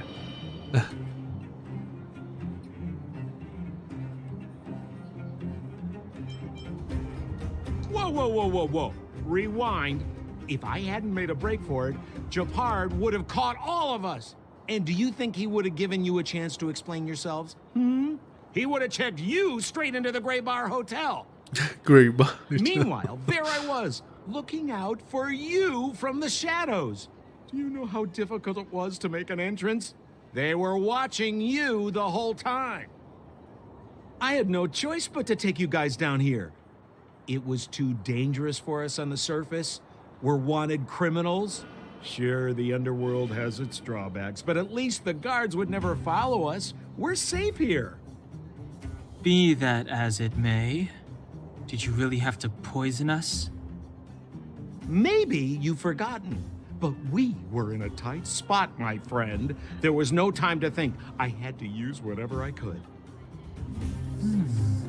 So it wasn't to cover anything up? A secret that you didn't want anyone, including us, to find out? It's Don Hung, what secret? Yeah, what secret? Well, I'm not certain yet. But there's more to our friend here than meets the eye. You win. I'll help you to the best of my ability, free of charge, I might add. But please, don't go spreading rumors about me. All right, to prove my sincerity, I'll introduce you to Wildfire. If you're looking for something down here, they're the ones to ask. Why should we get to know Wildfire? Because you're looking for something? Why are you asking? Dan Hung told me you guys were searching for a... what's the word? Stellaron. Stellamaron. Sounded pretty powerful. If anyone has a clue on its whereabouts, it'll be Wildfire. You said I'd uncover a clue if I became the Fight Club champion. Yeah. I mean, if you fought in the final round and won, you'd have incredible street cred right now. Wildfire wouldn't think twice about talking with you. I don't see the problem. Why would Wildfire want to help us? Well, there's no such thing as a free lunch, of course. Wildfire has no reason to help you yet, so we'll just have to give them one. With your talents, we have nothing to worry about. I'm telling you, no matter where you go, there's only one rule to getting things done. Find the demand. You know, like supply and demand. Anyway, the underground has been Supply and sealed off for more than demand. a decade. But do you think people here are just resigned to their fate? What kind of organization is Wildfire? Well, if you want my opinion, they're a bunch of artless, stubborn fools. But who cares what I think, huh? They're a band of do-gooders who sprung up to maintain order in the underground. After the Silvermane guards withdrew, Wildfire set up shop. Still, don't underestimate them. We walk in the presence of giants. Have you heard that saying before? Well, Wildfire has giants in its midst. You'll see. Alright, lead the way. And don't try to pull anything this time. Have a little faith. It's like I said. Senpo never lets friends who've helped him come to harm. What was that at the end? So, what does Wildfire do all day? Everything. They keep the peace, uphold justice, fight for resources, distribute goods. The sliver of trust they have for me has to do with the last one. Wildfire flyer. A shabby handwritten flyer. You can feel the writer's effort as the paper has been penetrated at several characters, but you can still read it. Boulder Town residents. When you receive this flyer, you should know that the fissure is now corroding our home. In the past, we had Silvermane guards repelling invading monsters at the front line. However, with an order, the soldiers had been sent away to the distant battlefield. They never came back. Without protection from the Silvermane guards, we saw the tragedy of the river town. Some escaped to the Boulder Town, struggling for a new life. Some went into the mines, living a homeless life. But are those misfortunes faded? Of course not. Pick up your pickaxes. Take your explosions. We know that the fissure's corruption never stops. We know that monsters are running towards us. Stop daydreaming about when the Silvermane guards will return. We can protect ourselves. This our belief. Wildfire's belief. It's meant to be, this is our belief. Wildfire's belief. So, bit of, I won't say spelling, but you know. Sentence incomplete. Wildfire not only wants warriors, we want more people to stand together and maintain the city's order from collapsing. We also need more people to contribute to scientific medical aids. We also want more people to discuss the future of the Underworld. We look forward to your participation. Join us. You can ask any Wildfire member you see in the Underworld about how to join us. Gathering spot. Boulder Town behind the gathering place. Turn right. When you arrive at the barrel decoration on the top, then go straight. Boulder Town behind the gathering place. Turn right. When you arrive at the barrel decoration on the top, then go straight. Am I gonna see it? This behind the thingy? Then we go right. Huh. Where's Joshua? What are those shiny rocks? It's Geomar.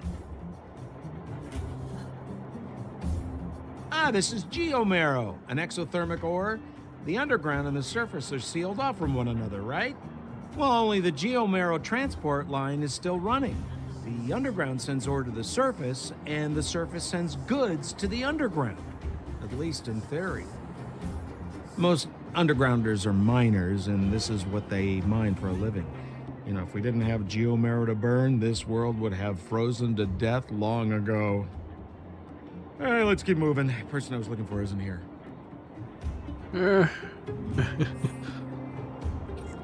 No, isn't it right? Oh well, let's go this way. Where have you been?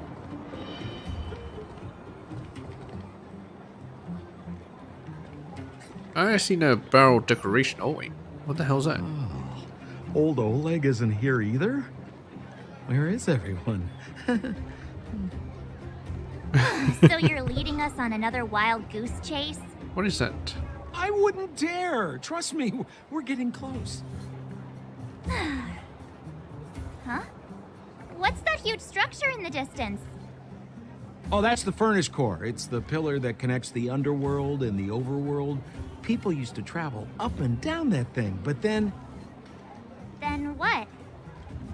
It's a long story. In any case, practically nothing moves up or down anymore. They closed Except it off. you. Oh, come on, my dear fellow. I thought we weren't going to discuss this. I beg you, the fewer rumors there are about me, the better.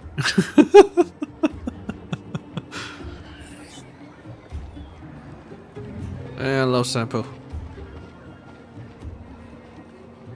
It kind of reminds me of a... Oh. It goes up higher than I thought. But it kind of reminds me of a... Not to say Midgard. But actually, this structure reminds me more of Undertale. You know, with that, that building in Undertale surrounded by lava. Can't remember what it is. Probably a geothermal reactor, but I'm not sure. Some sort of factory. She's usually always out on patrol here at this time. What's Wildfire up to? Are they avoiding me? Yes. Oh.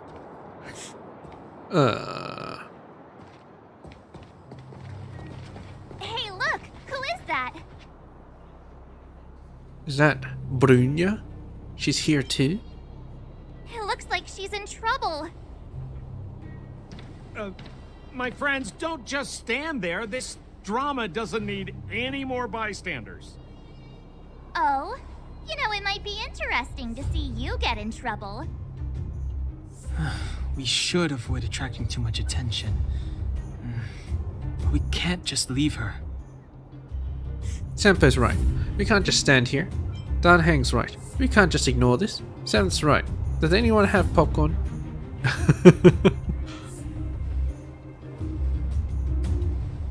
I was kidding. And get your own opinion. But I agree with Don Hung. We can't just leave her to the bullies. Well said. The young lady is wise and righteous. Let's help her. All right, princess. Let's dispense with the pleasantries.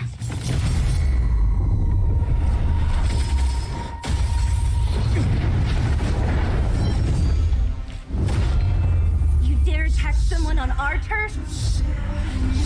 Well, how about a few rounds with me? What was that? Darn it! Quick, disperse! Spineless thugs. Miss Zila, phew. It's a good thing you showed up when you did. My heartfelt thanks. These vagrants have got some nerve looking for trouble in Wildfire Terra. Shut it, Sampo. This is you written all over it.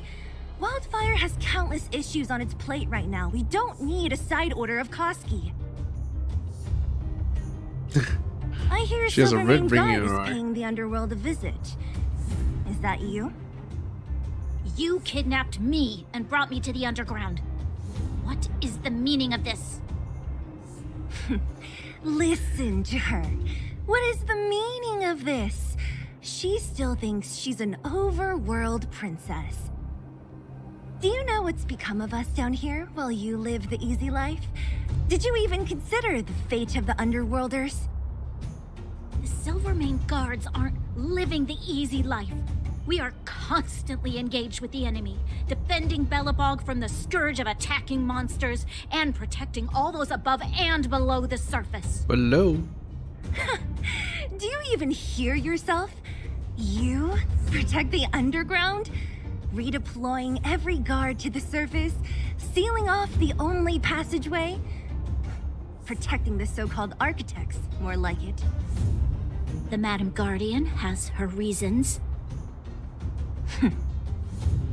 Enough talk. You're coming with me. Chief Oleg wants to see you, and he's got more than a few questions. Perfect, Miss Hila. We were just on our way to pay Chief Oleg a visit ourselves. Room for a few more? Fully booked. Who are they?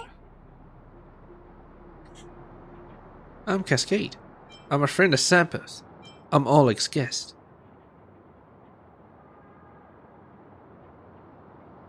I'm Cascade. Hello. What good is your name by itself?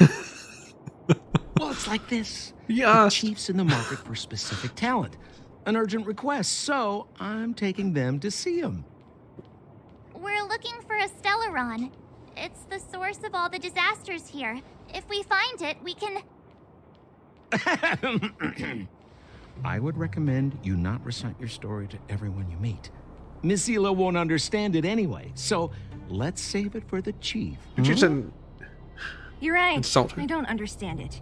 And I don't plan on passing the message on either. Wildfire's encountered trouble at the Great Mine. The Chief's busy. If you really want to find him, come look for me at the mine entrance. I'm leaving. Okay. Daily training. What is this? Crack up conch. Wait, what? Why is the conch talking to me? Into astral guide. Daily training.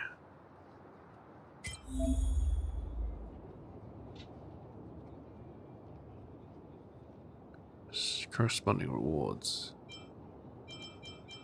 I see.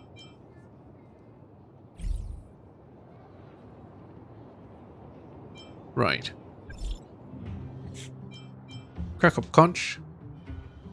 It's not scary to know there are people better than you. What's scary is that they even work harder than you. Youngster, how can you even sleep at night while knowing that other people are doing so much better than you? The world has no magical conch cells, nor does it rain credits. You are not the chosen one. So if you want something, work hard for it.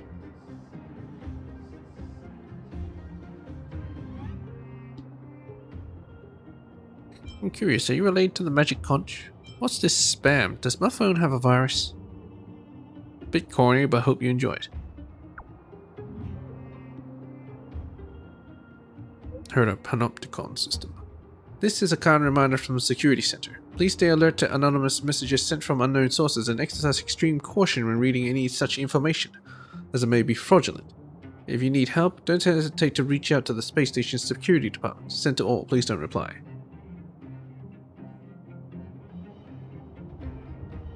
Knew it was a scam. Please don't reply. Oh, I'm definitely replying. How can I unsubscribe? Sensitive beings. Rocky? Nay, are you alright? Why don't you text back? Leslie, the light of my life. Who's Lay?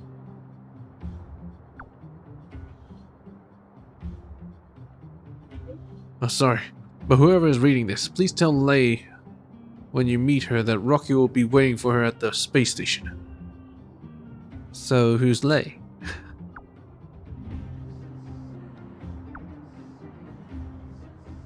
To the faint star, space station. Upgrade is done. Come test. Beg me. This account is disabled. I beg you, come test.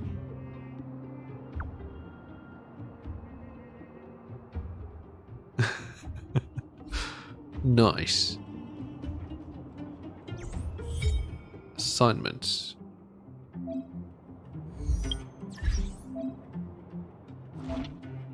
The assignments get corresponding rewards. Oh, is this expeditions?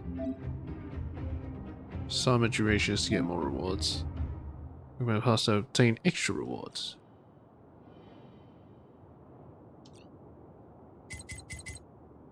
Yes. Which path is this? Oh. Erudition, huh? Destruction of the destroyer. Now let's read this. Go to a world where Star Wars detector and gather data for Intelligentsia Guild experiments. The stars can be likened to grains of sand floating on an endless ocean, or fruits hanging over countless branches, waiting to be picked. The sand will not know when the ocean is polluted, just like fruits won't realize that the tree they rest on is dying. Oppenheimer, penman of the Candelagraphos of the Intelligentsia Guild. Help civilized world Deshane 5N1G to repel the Antimatter Legion invaders. The blemished one instills power into the shells of its believers and commands them to planets glittering with civilization like moths to flames. At the end of their journey lies destruction, for the civilization they encounter, or for themselves. Loretta, a Galaxy Ranger involved in Operation Zulo.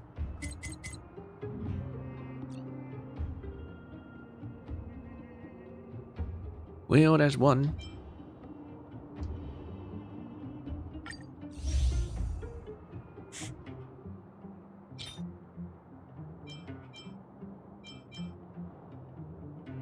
Okay, assignment limit. I see.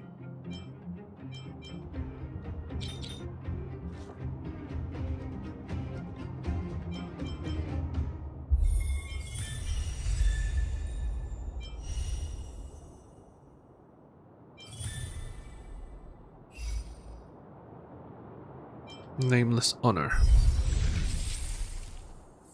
Well, we finally have it. Ends in 24 days. Activate nameless honor. Ah. Log into the game, dispatch one assignment, consume Trailblaze power, reach 500 on daily training activity.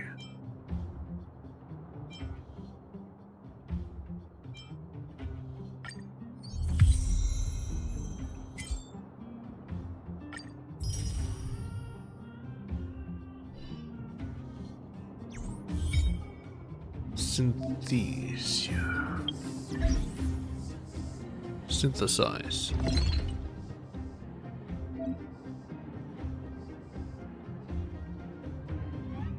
Recipe required.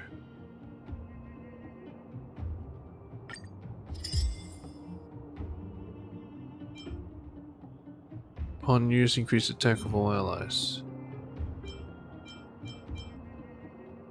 Upon use, ability recovers 2 technique points. Upon use, increase physical damage of all allies. Increase ice damage.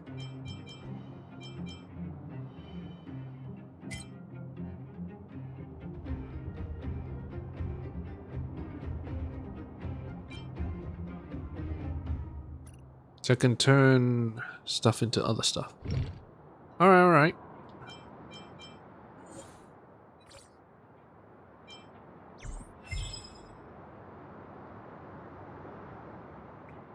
You know, I'll check my mail as well. Rewards.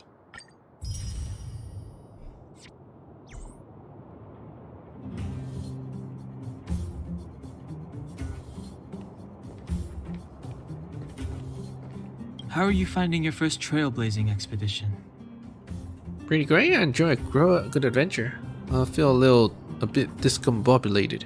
Trailblazing expedition. Pretty unremarkable. Discombobulated. All journeys contain their share of the unexpected. It won't be the last time.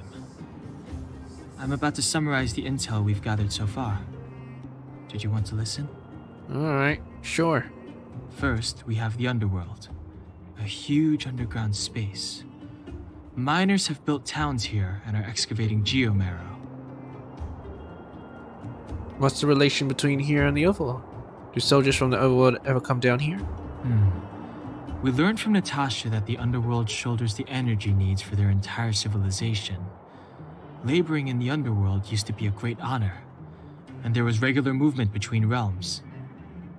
Sampo mentioned the furnace core, which people would use to travel in both directions.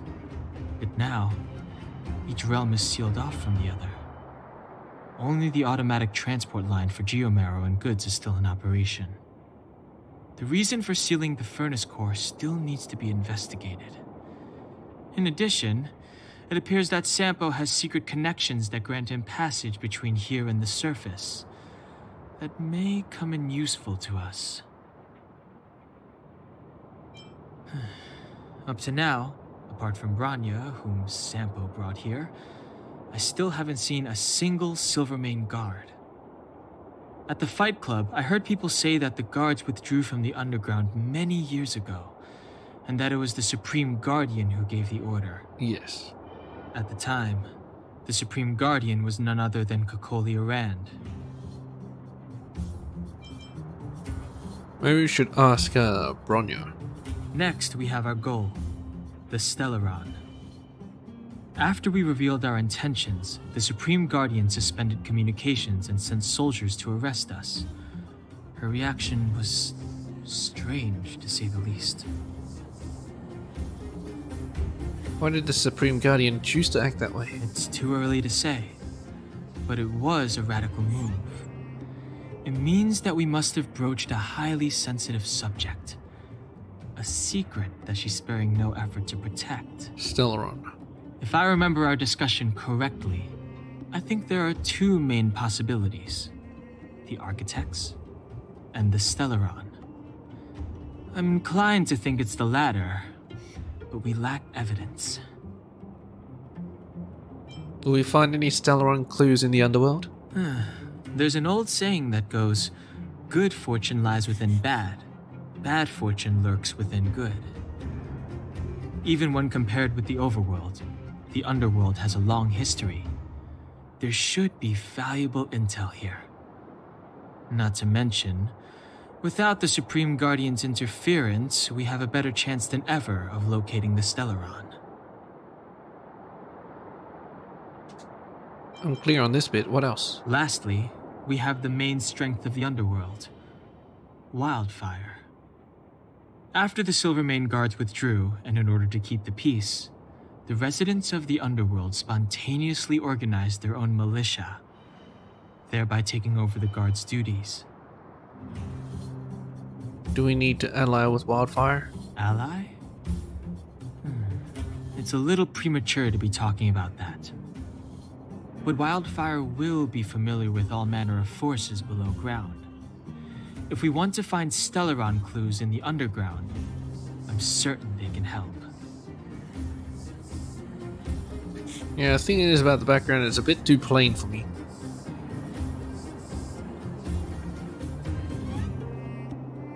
Up there with the discs, that's pretty cool, but, you know. Maybe if you could do with more rocks or something like that? You trust wildfire? I don't know them. Trust isn't part of the picture yet. But speaking of trust, I suggest you don't place too much of yours in Sampo Koski. Why, is our friend? He hasn't revealed his true intentions, but he has managed to corral us into a difficult situation, almost without us realizing. That's a dangerous person indeed. Well, I'm all up to speed now. That's all we need to summarize for now. If there's anything else you're not clear on, come and find me.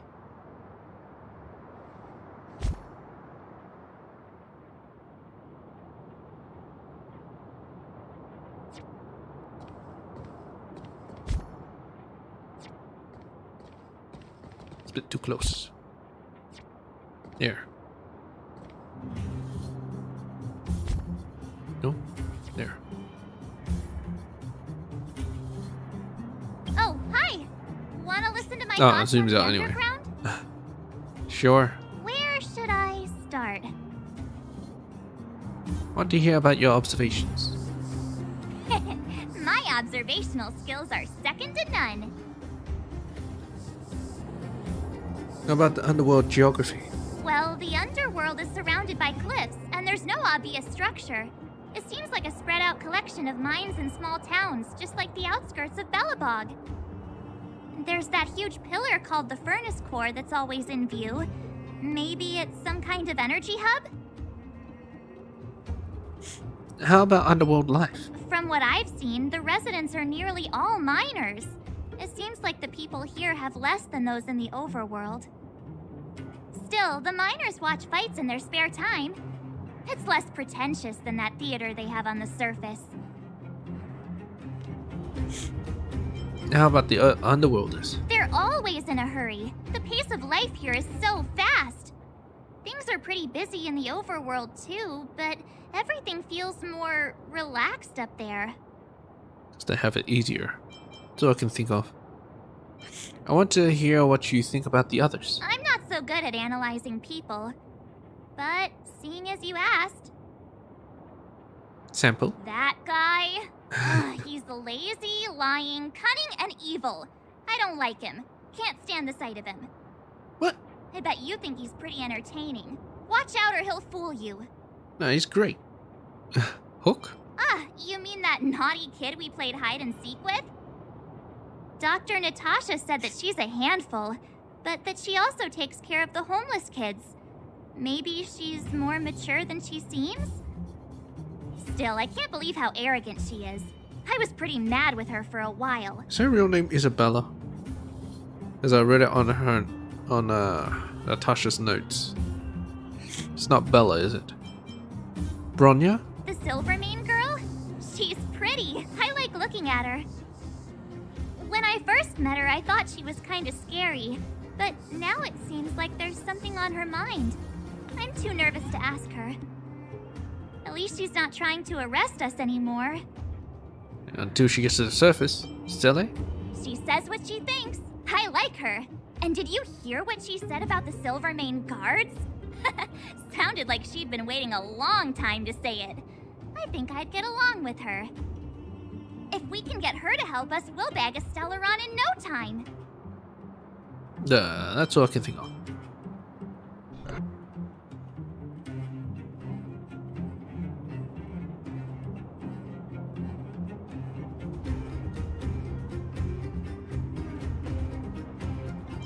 If you hear any juicy gossip, information, come find me.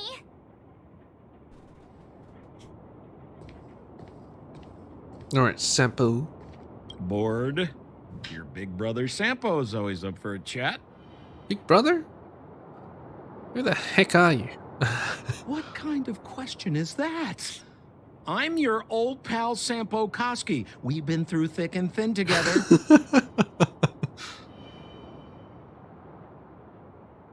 You didn't answer my question. We haven't been through thick or thin, pal. My old pal! Yeah! Wait, do you mean it? What kind of question? You didn't answer the question. Well, that just means there's something wrong with your question. Questions are like transactions. If your request isn't clear, you might end up buying the wrong thing. That's true. What kind of... What do you mean? We battled wind and snow, fought shoulder to shoulder against the great Japard Landau. Shoulder to risked shoulder. life and limb in the Fragmentum to save you from the evil clutches of the fearsome Bronya Rand. How's that for thick and thin? Who are Wildfire and Sally? Wildfire are one of my major clients. Though the work is mostly odds and ends, still, it's always a pleasure. Who am I to complain if the money's right, huh? Zila works for them, Oleg's most trusted lieutenant. To her, I'm probably just a Wildfire's lapdog. Yeah, well, but a very contented lapdog, I should add. Very content. What do Wildfire want? As a non-member, not a clue. They'd never tell me their ultimate aims. Shame, really. It's not like I'm a blabbermouth. Yeah. At least Not for the right price. No, wrong price, I mean. A pleasure. Until next time. Hello. I will arrest you under the Supreme Guardian's decree.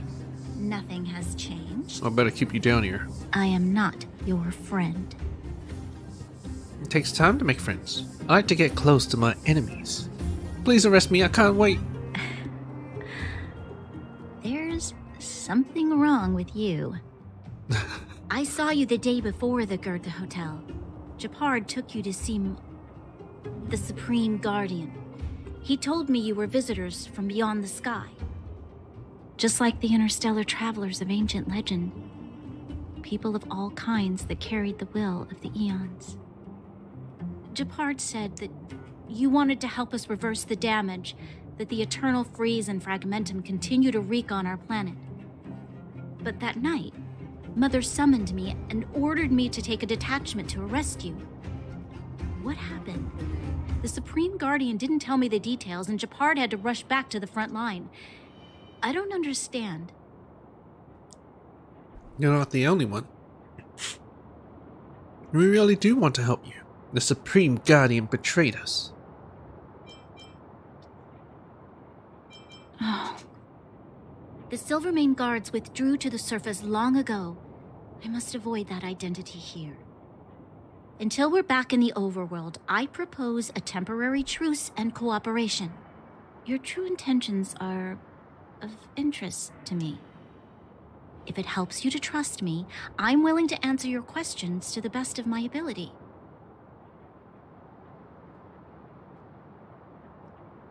What crime have we committed? Let me repeat. All I received were the Supreme Guardian's instructions. It is for the adjudication panel to pass judgment on the accused. All the Supreme Guardian told me was that your identities were counterfeit and that your intention was to overthrow the rule of the architects. Do you know where the Stellaron is? Truthfully, I've never heard of this Stellaron. But if all this catastrophe could be brought to an end simply by sealing it, then I hope its existence proves to be real. Why did the Silvermane guards withdraw from the underground? Fragmentum monster activity on the surface intensified, and hostilities on the front line were critical. To resist the invasion, the architects had no choice but to redeploy the guards to the front line. If we couldn't hold our defensive line, then we wouldn't be able to maintain our supply of aid to the underground, which would have collapsed without us. That was the Supreme Guardian's explanation.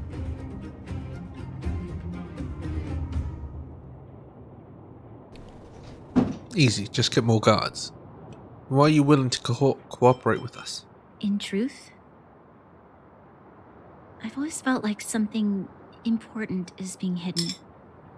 Whether it's the architects, Mother, or the Silvermane guards, there's always an unnatural element to their actions. Since encountering you, the unexpected seems to have arrived in waves. I never thought I'd enter the underworld that has been sealed away for so long. I have a feeling that with you, I can pick up the lost threads and dispel my uncertainties. That's all I have to ask. We should be going to see Wildfire. Let's move. Alright.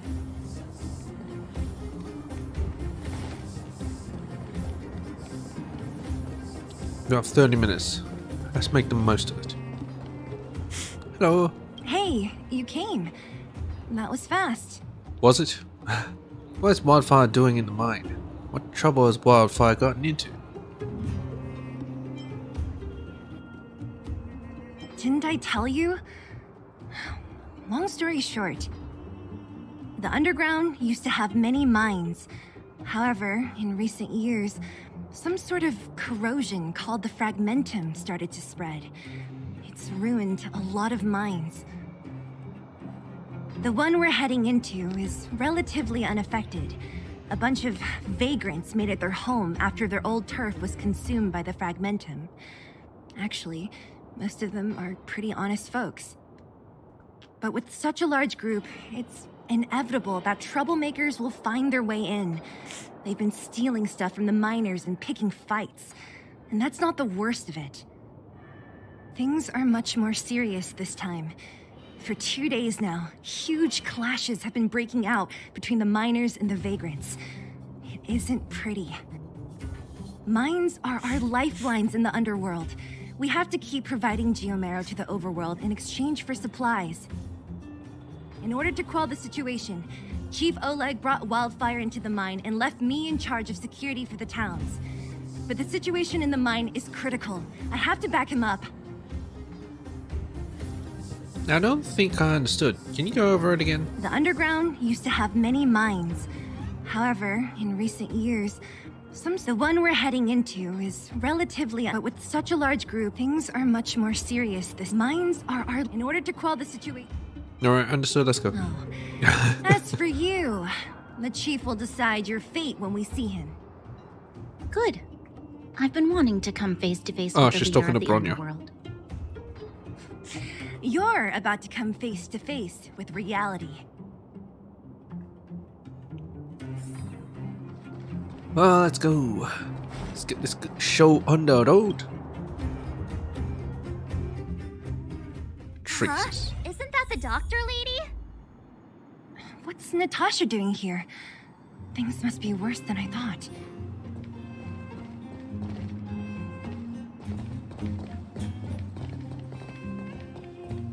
Nat, I didn't think you'd be here. Where's Oleg? Hey, Zila and Sampo's guests. So it looks like you've already met. I haven't seen Oleg. The miners said they saw him take a group further in. These people. What are you doing here? I'm not feeling too good. I need a doctor. Oh? You look fine to me. Sorry, I need to prioritize the wounded. There have been violent clashes between the miners and local thugs in the last few days. Many people are injured. You see these people? They're all miners and their family members. They want an explanation from the instigators. This area up ahead is a vagrant dwelling, but they've sealed off the entrance. I guess they're afraid that angry miners might try to take revenge. How could the situation here become such a mess? I heard that First Mining Team found a geomarrow vein with incredible deposits. Yeah, The definitely looks initial incredible. estimate put it at the largest discovery in the last 30 years. Are you serious? That's big news. How come I never heard about it? Well, they weren't in a hurry to make it known. Most of the mines have been contaminated by the fragmentum. Many people are out of work. They were afraid of being overwhelmed if they let the word out. But the vagrants here have keen eyes. They couldn't keep it hidden from them. Some local gangs wanted to profit from the situation, so they blackmailed the mining team for hush money. And that was the final straw. That's the price of guarding a secret. The vein should belong to those who discovered it.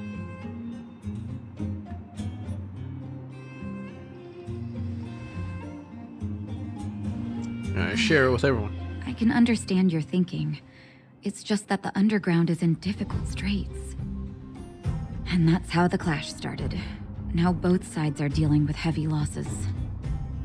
So, are you guys here to help resolve the conflict? They're here because they need a favor from Chief Oleg. I'm escorting them. And seeing as you need that helping hand, it wouldn't be too much to ask you to lend one here first, right? Of course we want to help. We care about other people too, you know. We came here willing to help out. Sounds like a fair trade-off. Not interested, sorry.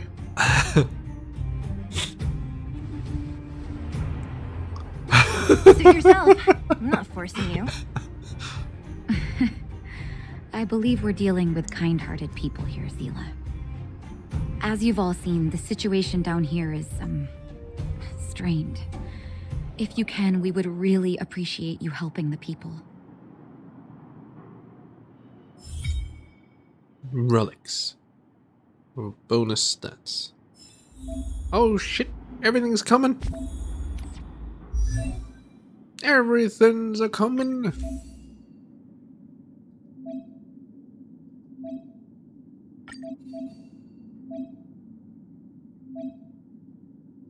I know how relics work.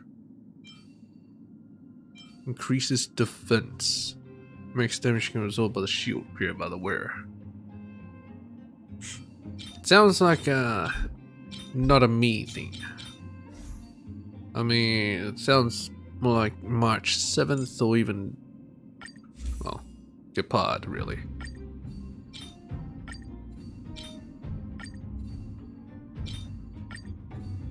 Knight of Purity Palace.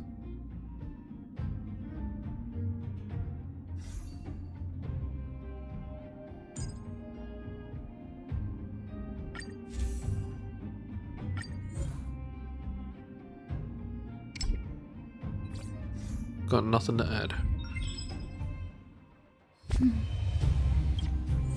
Oh, I can quickly access my messages here.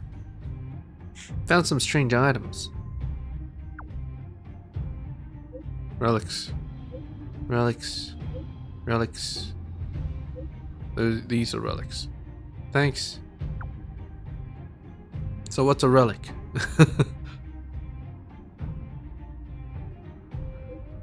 Construct made from a data stream. Many believe they're linked to Stalrons and the fragmentum phenomenon. What we refer to as relics are objects corroded by fragmentum, whose data is saved and then reconstructed. Thanks. So what's a relic?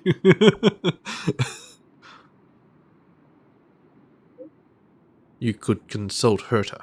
She is an expert in relic research.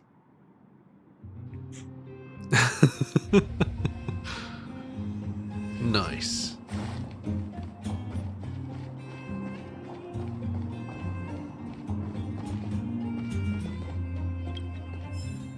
Miners Weekly Issue 205. Fortification, January 2699. All rock crab nests in Boulder Town's Great Mine have been destroyed. As of November 17th, 8 o'clock, the last rock crab nest in Boulder Town's Great Mine has been destroyed. And around August this year, the miner Steve and his colleagues discovered the rock crab nest in the Great Mine during their shift, following which all the workers in the Great Mine had a sumptuous meal. After that, the miners discovered more rock crab nests one after another while mining. The paper previously revealed that the Great Mine Administrative Committee Administrative Committee A decided to provide salt-baked rock crabs for the workers' dinners for 3 consecutive weeks. A worker who wished to remain anonymous said, "At least change it up a little. Why must it be the same thing every day?" Considering this, the Administrative Committee responded as follows.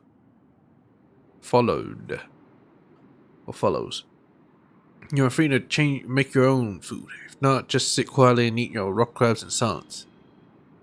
So there's a error here. This paper previously revealed that the Great Mine Administrative Committee A decided... Yeah.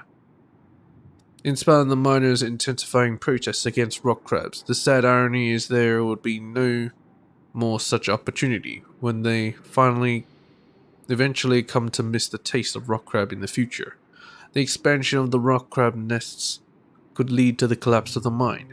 The supervisor and administrative committee of the Great Mine finally decided that in order to ensure the safety of the mine, there needs to be continuous effort to completely eliminate hidden dangers.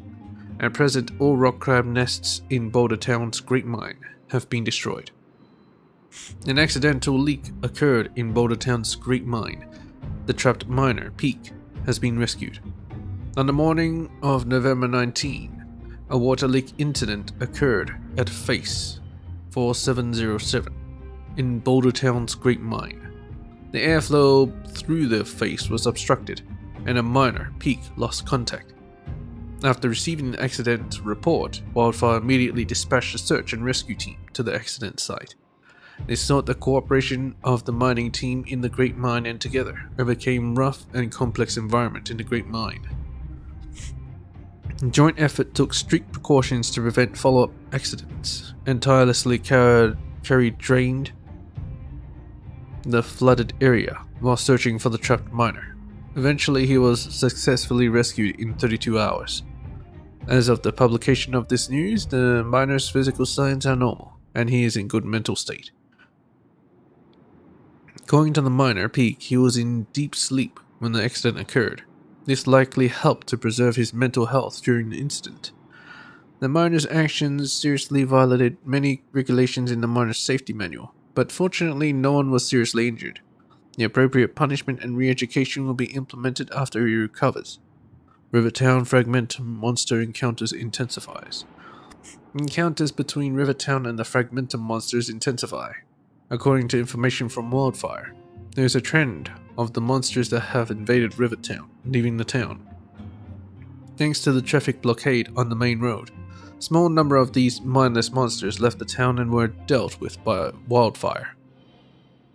Years ago, Rivertown was completely overrun by monsters from the Fragmentum, and is now in a state of abandonment.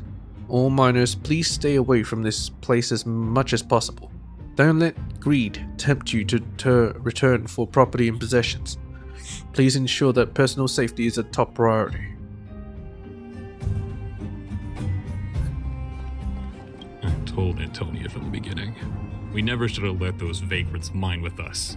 I wouldn't be in this mess if it weren't for those thugs. Enough already. Nobody has it easy. This is a time to help each other out. I remember one of your uncles had to flee Rivertown, which makes him a vagrant too, right? Would you drive him away? He's family. The other vagrants aren't my problem. Selective. Don't come any closer. The road's blocked. Stay where you are. Oh, easy. Why are you hiding in there? Don't you know what happened in the mine? Well, what's that got to do with us? Do you think we're the same as those thugs? Is anyone with you injured? We have a doctor. She can care for your wounded. Yeah, right. And you can guarantee that no one there with you is out for blood. I don't believe it. Stay where you are. These guys. That makes sense. Both of them are wary of each other. Have any of you seen my husband? He's a good-looking guy, tall and thin. By God, woman, now's not the time to go husband hunting. You again. Quit joking around. No need to add to the confusion. You think I'm joking? I saw you taking down the names of the miners. That's why I came over. Gepard is not here. You can put the name down here.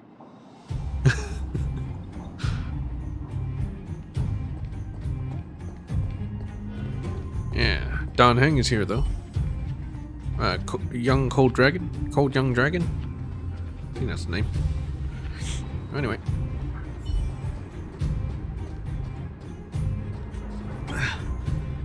Peak. He's done for. Peak? He was asleep in there. Easy. Dr. Natasha told you to rest. What if your wound opens up again? Besides, Elaine will get him out. She's a reliable girl. Elaine? Elaine was in there too? Quick, we have to... She was in that... Calm down and stop worrying. Wildfire's already gone in. The giant ore vein, the one they discovered. That must be where the clashes are centered. Come on, let's get to higher ground and take a look. Alright.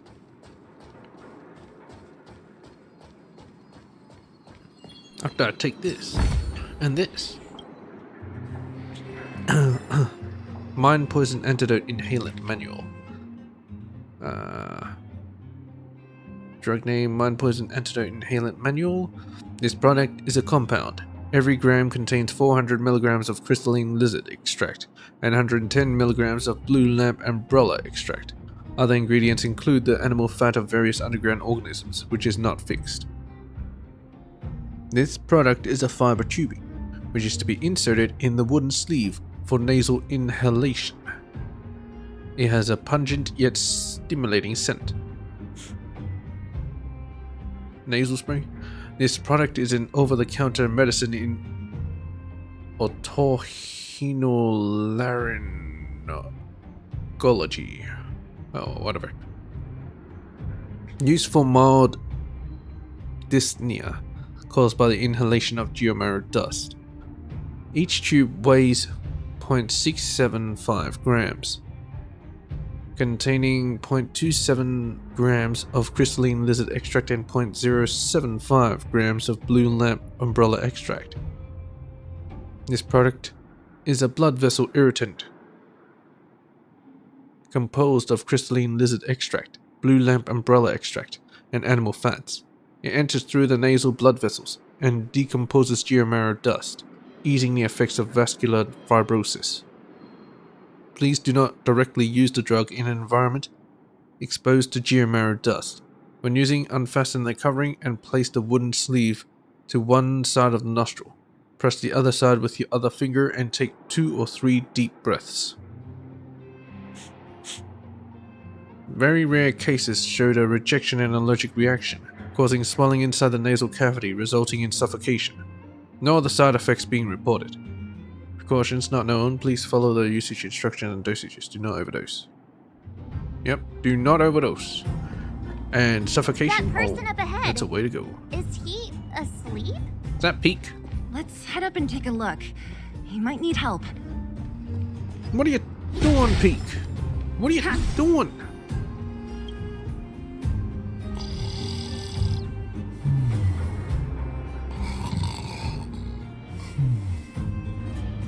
Falling asleep in a place like this. Impressive. Hey, wakey wakey! You'll get mushrooms growing on your head.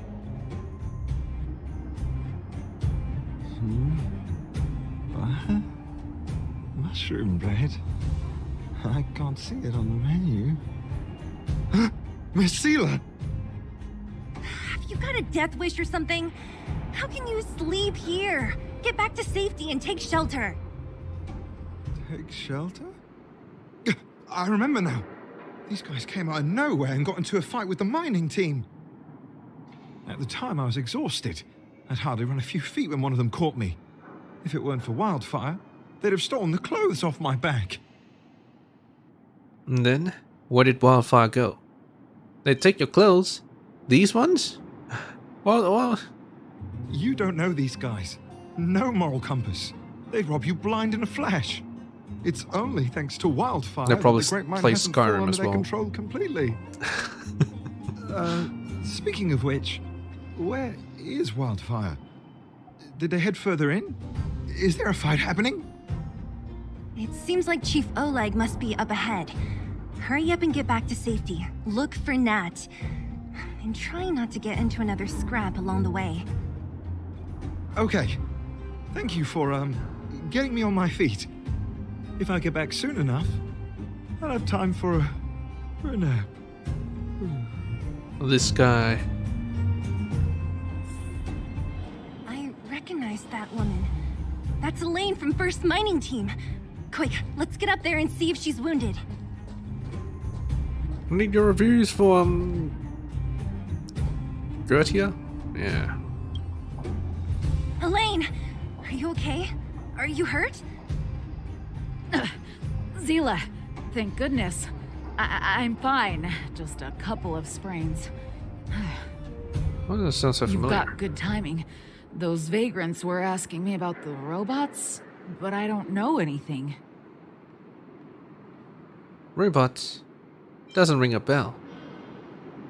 Oh, don't you know?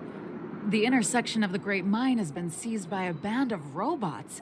Neither the mining team nor the vagrants can get anywhere near. New challengers enter. About time. Human-only conflicts are so boring. Does anyone know where the robots come from? At first, we thought that a collective fault had occurred in the excavation machines, but then we found out that those machines didn't even belong to the mining team. They came out of nowhere and pushed the vagrants and us back.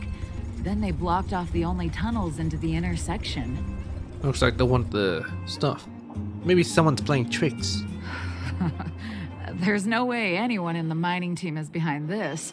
Operating a single unit is tiring enough, but a whole group? Impossible. Then there's only one possibility. Boss Svarog. Svarog?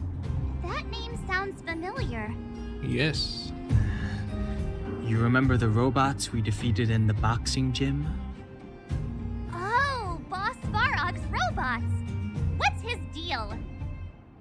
Let's just say he's not to be trifled with. Let's go and find some other people. Elaine, can you make it back to safety? No problem. Zila and the rest of you, be careful. Robots? Aligned against humans? I've never heard of such a thing. Machines should obey humans unconditionally. It says you. That's not the only Bronya? thing you won't have heard of down here, princess.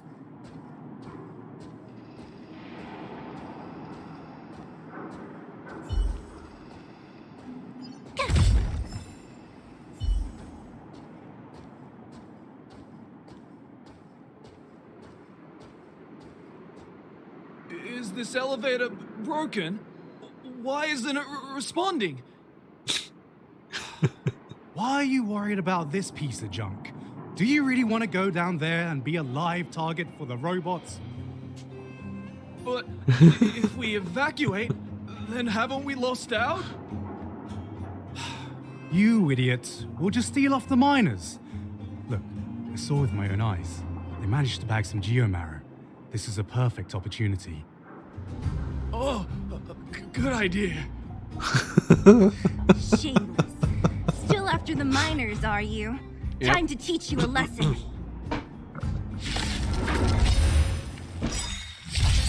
Fighting is meaningless. Oh. My abilities do not work on these guys. Pretty good crowd today. Let's rock. Here! Let's go. Try that again. You can't run. I have no interest in conflict. This song's for you. My turn. Yeah, take that. Killed them. Fleeing at the first sign of danger. That's all they're good for. Huh? What's this? Did those guys leave it behind? The hell's this? Whoa! Whoa! What the heck? Beep, beep, beep! Searching for potential user.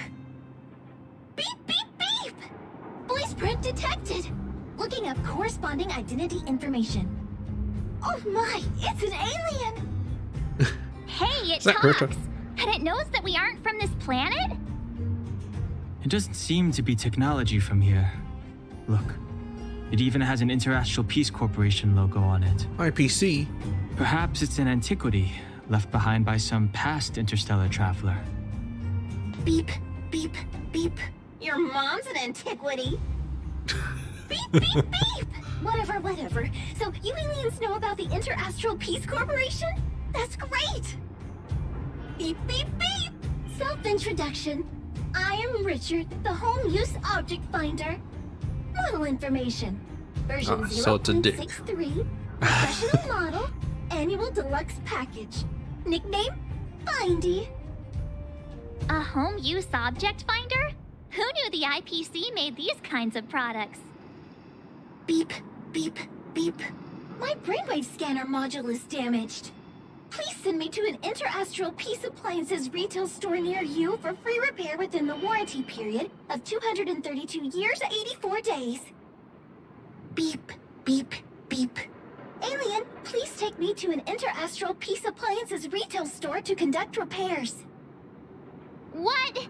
This fella's already broken. What should we do? Take it with us? Let's take it. Maybe it could be of some use.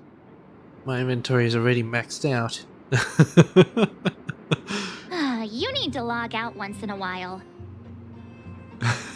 Let's take it with us. It doesn't take up much room. And if it really is broken, there are trash cans everywhere. Yeah. Beep, beep, beep. Not a trash can. Yes, yes, yes. When you need to find something you can't see, just call upon Findy. That's me. Something you can't see.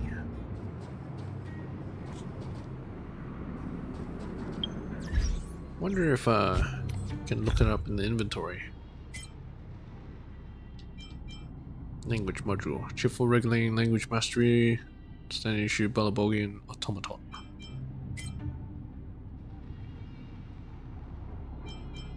Undying starlight.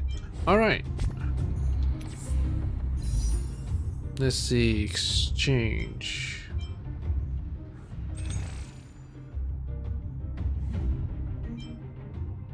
This one. Want to grab these. And only that. What's this? Tracks of Destiny. Advanced level up material for traces.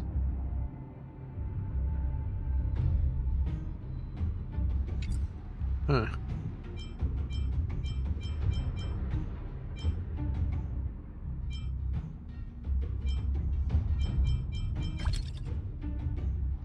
Express supply pass.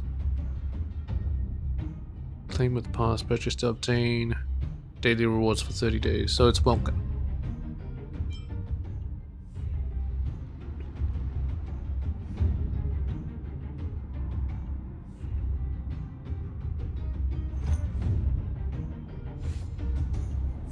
Okay.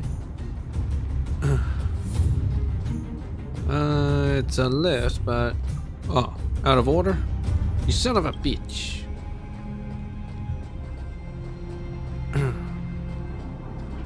Alright, gotta look at him. There you go. View details. In order to survive, some underworlders are desperate enough to venture into the fragmentum in search of anything available. Ancient machinery that they dug up have become their best helper. Automaton Hound. An automaton pieced together with old world technology. Looks like a transportation vehicle whose purpose has long been forgotten. In combat, automaton hounds can provide support and restore HP to its allies. So these guys are fire, ice, and E. So I gotta adjust my team. Civil.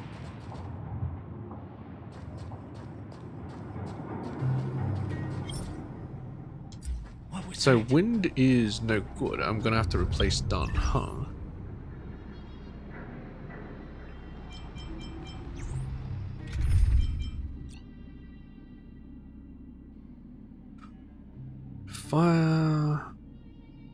Fire woodwork. Or maybe I could just use my preservation.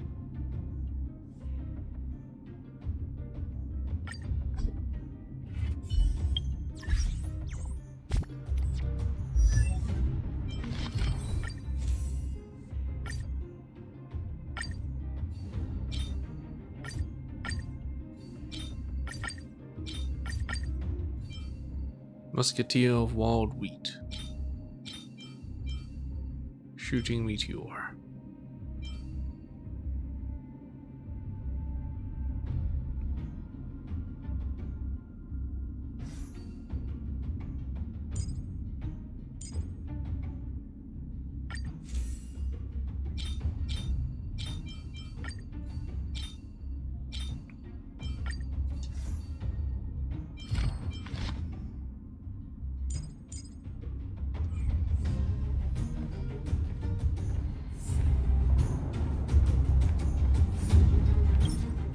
So there's no common one between them, so I guess I'll just smack it.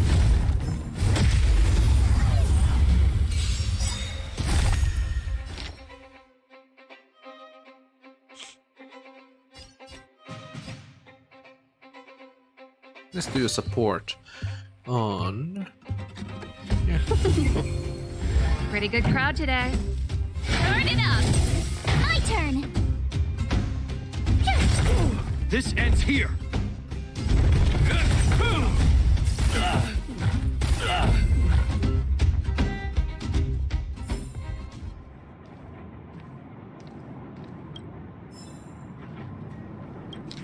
Madden Tunnel is collapsing. Lyrics. Wow, it's a song. Madden Tunnel is collapsing, collapsing, collapsing. Madden Tunnel is collapsing. Crystalline buddy. Build it up with wooden stakes, wooden stakes, wooden stakes. Build it up with wooden stakes, crystalline buddy.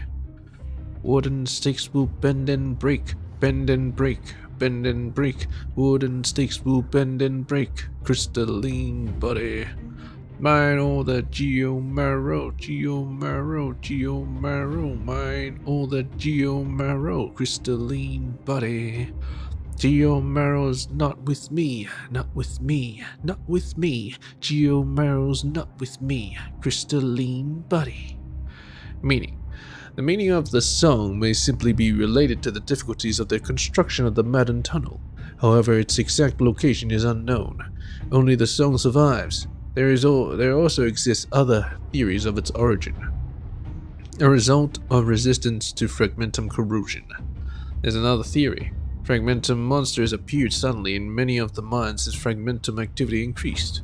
It was too dangerous to examine the deep underground mines one by one, so the Silvermane Guard stopped the fragmentum monsters' invasion by continuously bombarding the Madden Tunnel. Crystalline Buddy was believed to be banter about the fragmentum monsters, but because the existence of the Madden Tunnel couldn't be verified, many people don't believe it actually happened. The old world's primitive idea of sacrifice.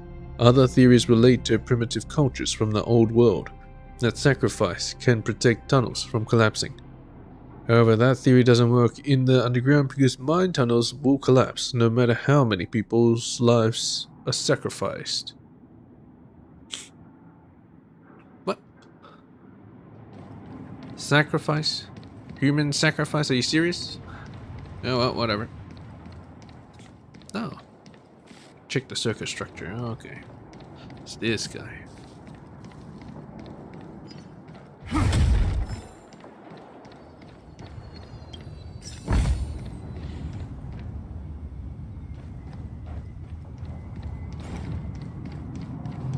Alright, let's see where you go, little buddy.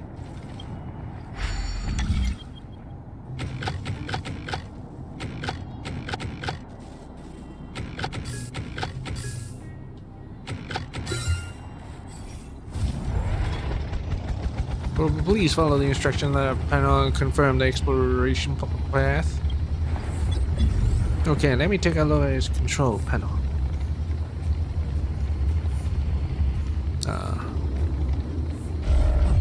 Hostile enemy.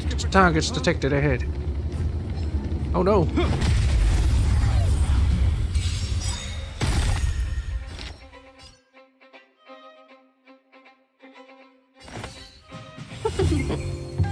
Pretty good crowd today. Keep up! This ends here.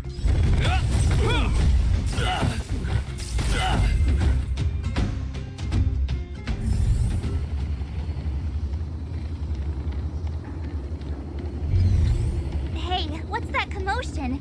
It sounds like there's a big argument happening. Let's get closer and take a look. Bountiful treasure. Automaton flew away on its own. Very good. Alright, we'll investigate the commotion next time. Oh yeah. Oh wait, there's a Calyx right next to it. Let's go. Cowards and bullies. I don't remember you guys acting this tough around Svarog's minions. Did your parents never teach you what a backbone was? We ain't stupid. Why would we risk our lives against the robots? And get off the high road. You can't just find a huge chunk of geomarrow and hog it all to yourselves. This mine is our territory. The mining team is laboring here day in and day out. You guys don't even pretend like you're here to lend a hand. Dang it, Antonio's a woman. Lazy. Dang it. All you want is to profit off our sweat and tears. You don't even try hiding it. Disgraceful. Where does disgrace come into it when we can't even fill our stomachs, huh? I know your game. You're just waiting for us to starve to death so there's more food for your mining team. It's a waste of time trying to reason with you. While you've been kicking up this fuss, the whole vein's been seized by robots. Now we're all in the same boat. Right. We can't rely on the vein anymore. But don't forget which side brought loaded guns to the party. Whoa, easy. What are you trying to pull off? I'm warning you, wildfire are in the area. Empty threat. Wildfire are stuck dealing with Svarog's minions. How are they gonna help you now? Unless you're planning on taking a bullet. Hand over the supplies and equipment. No miners here. Why are you Getting fighting ready each other? to attack. Those miners are unarmed. You shameless scoundrels! Let's save them. Stay calm. Leave it to me. No need to play the hero. I'm going with you. I'm going too. We can't let these thugs get away with whatever they like. Aha! And who do we have here? Do you know whose territory this is? Shut it. This isn't your territory. Songs for you. I'm in a hurry. I'll take you all in one go. Alright, one go it is. Yourself? You can fight it, or rock with it!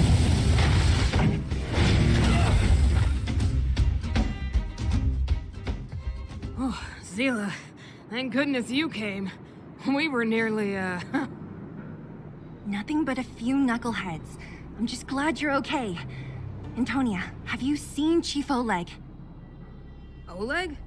He took a group into the intersection. Said it was to clear off the invading robots. They've been gone for a while now. If Wildfire was around, those thugs wouldn't have dared. Seems like the core of this problem is Svarog's robots.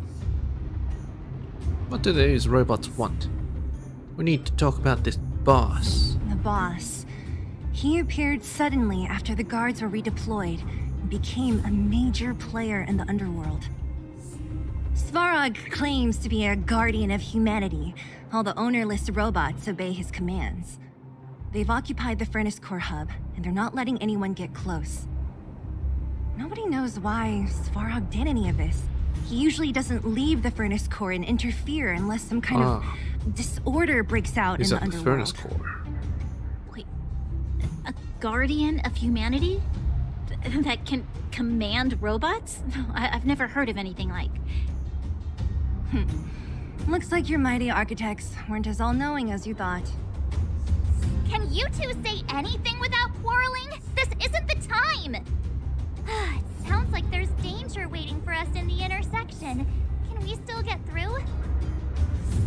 I want to meet Svarog and his minions. We saved the miners, let's go back. We haven't found Wildfire yet.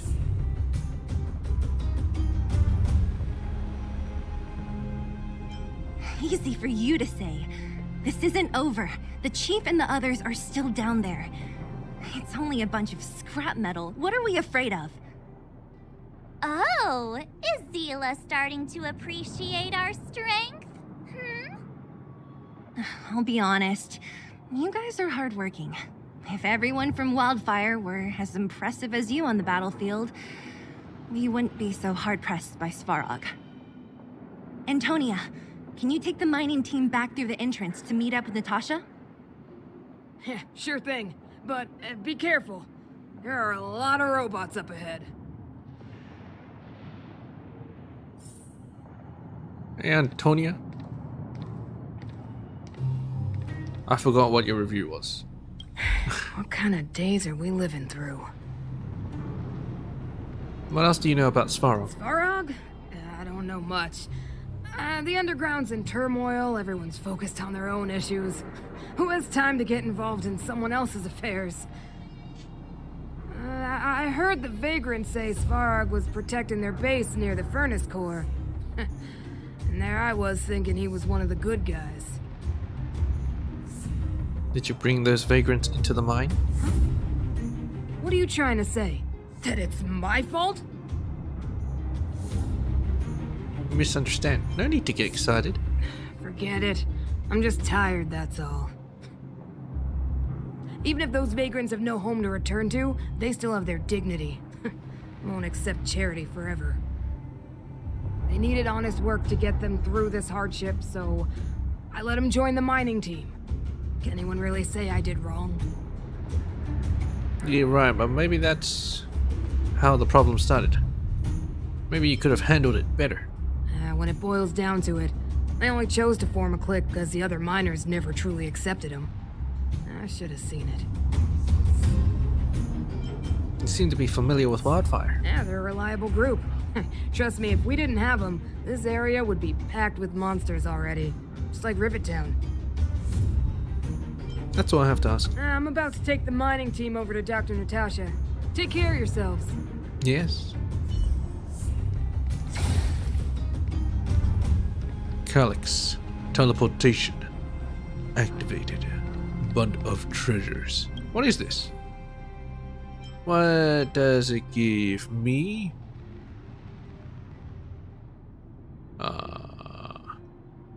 There we go. Damn it. What's this? Trailblaze. Money. A money calyx. I did that for a money calyx. Get the fuck out of here. Alright. Well, that's the end of the episode, so I'll catch you guys in the next one. Yeah. Achievements. Let's do that first. Nice. Nice. Nice. Nice. Nice. Secret beneath Yorillo 6. Alright. Peach, I guess.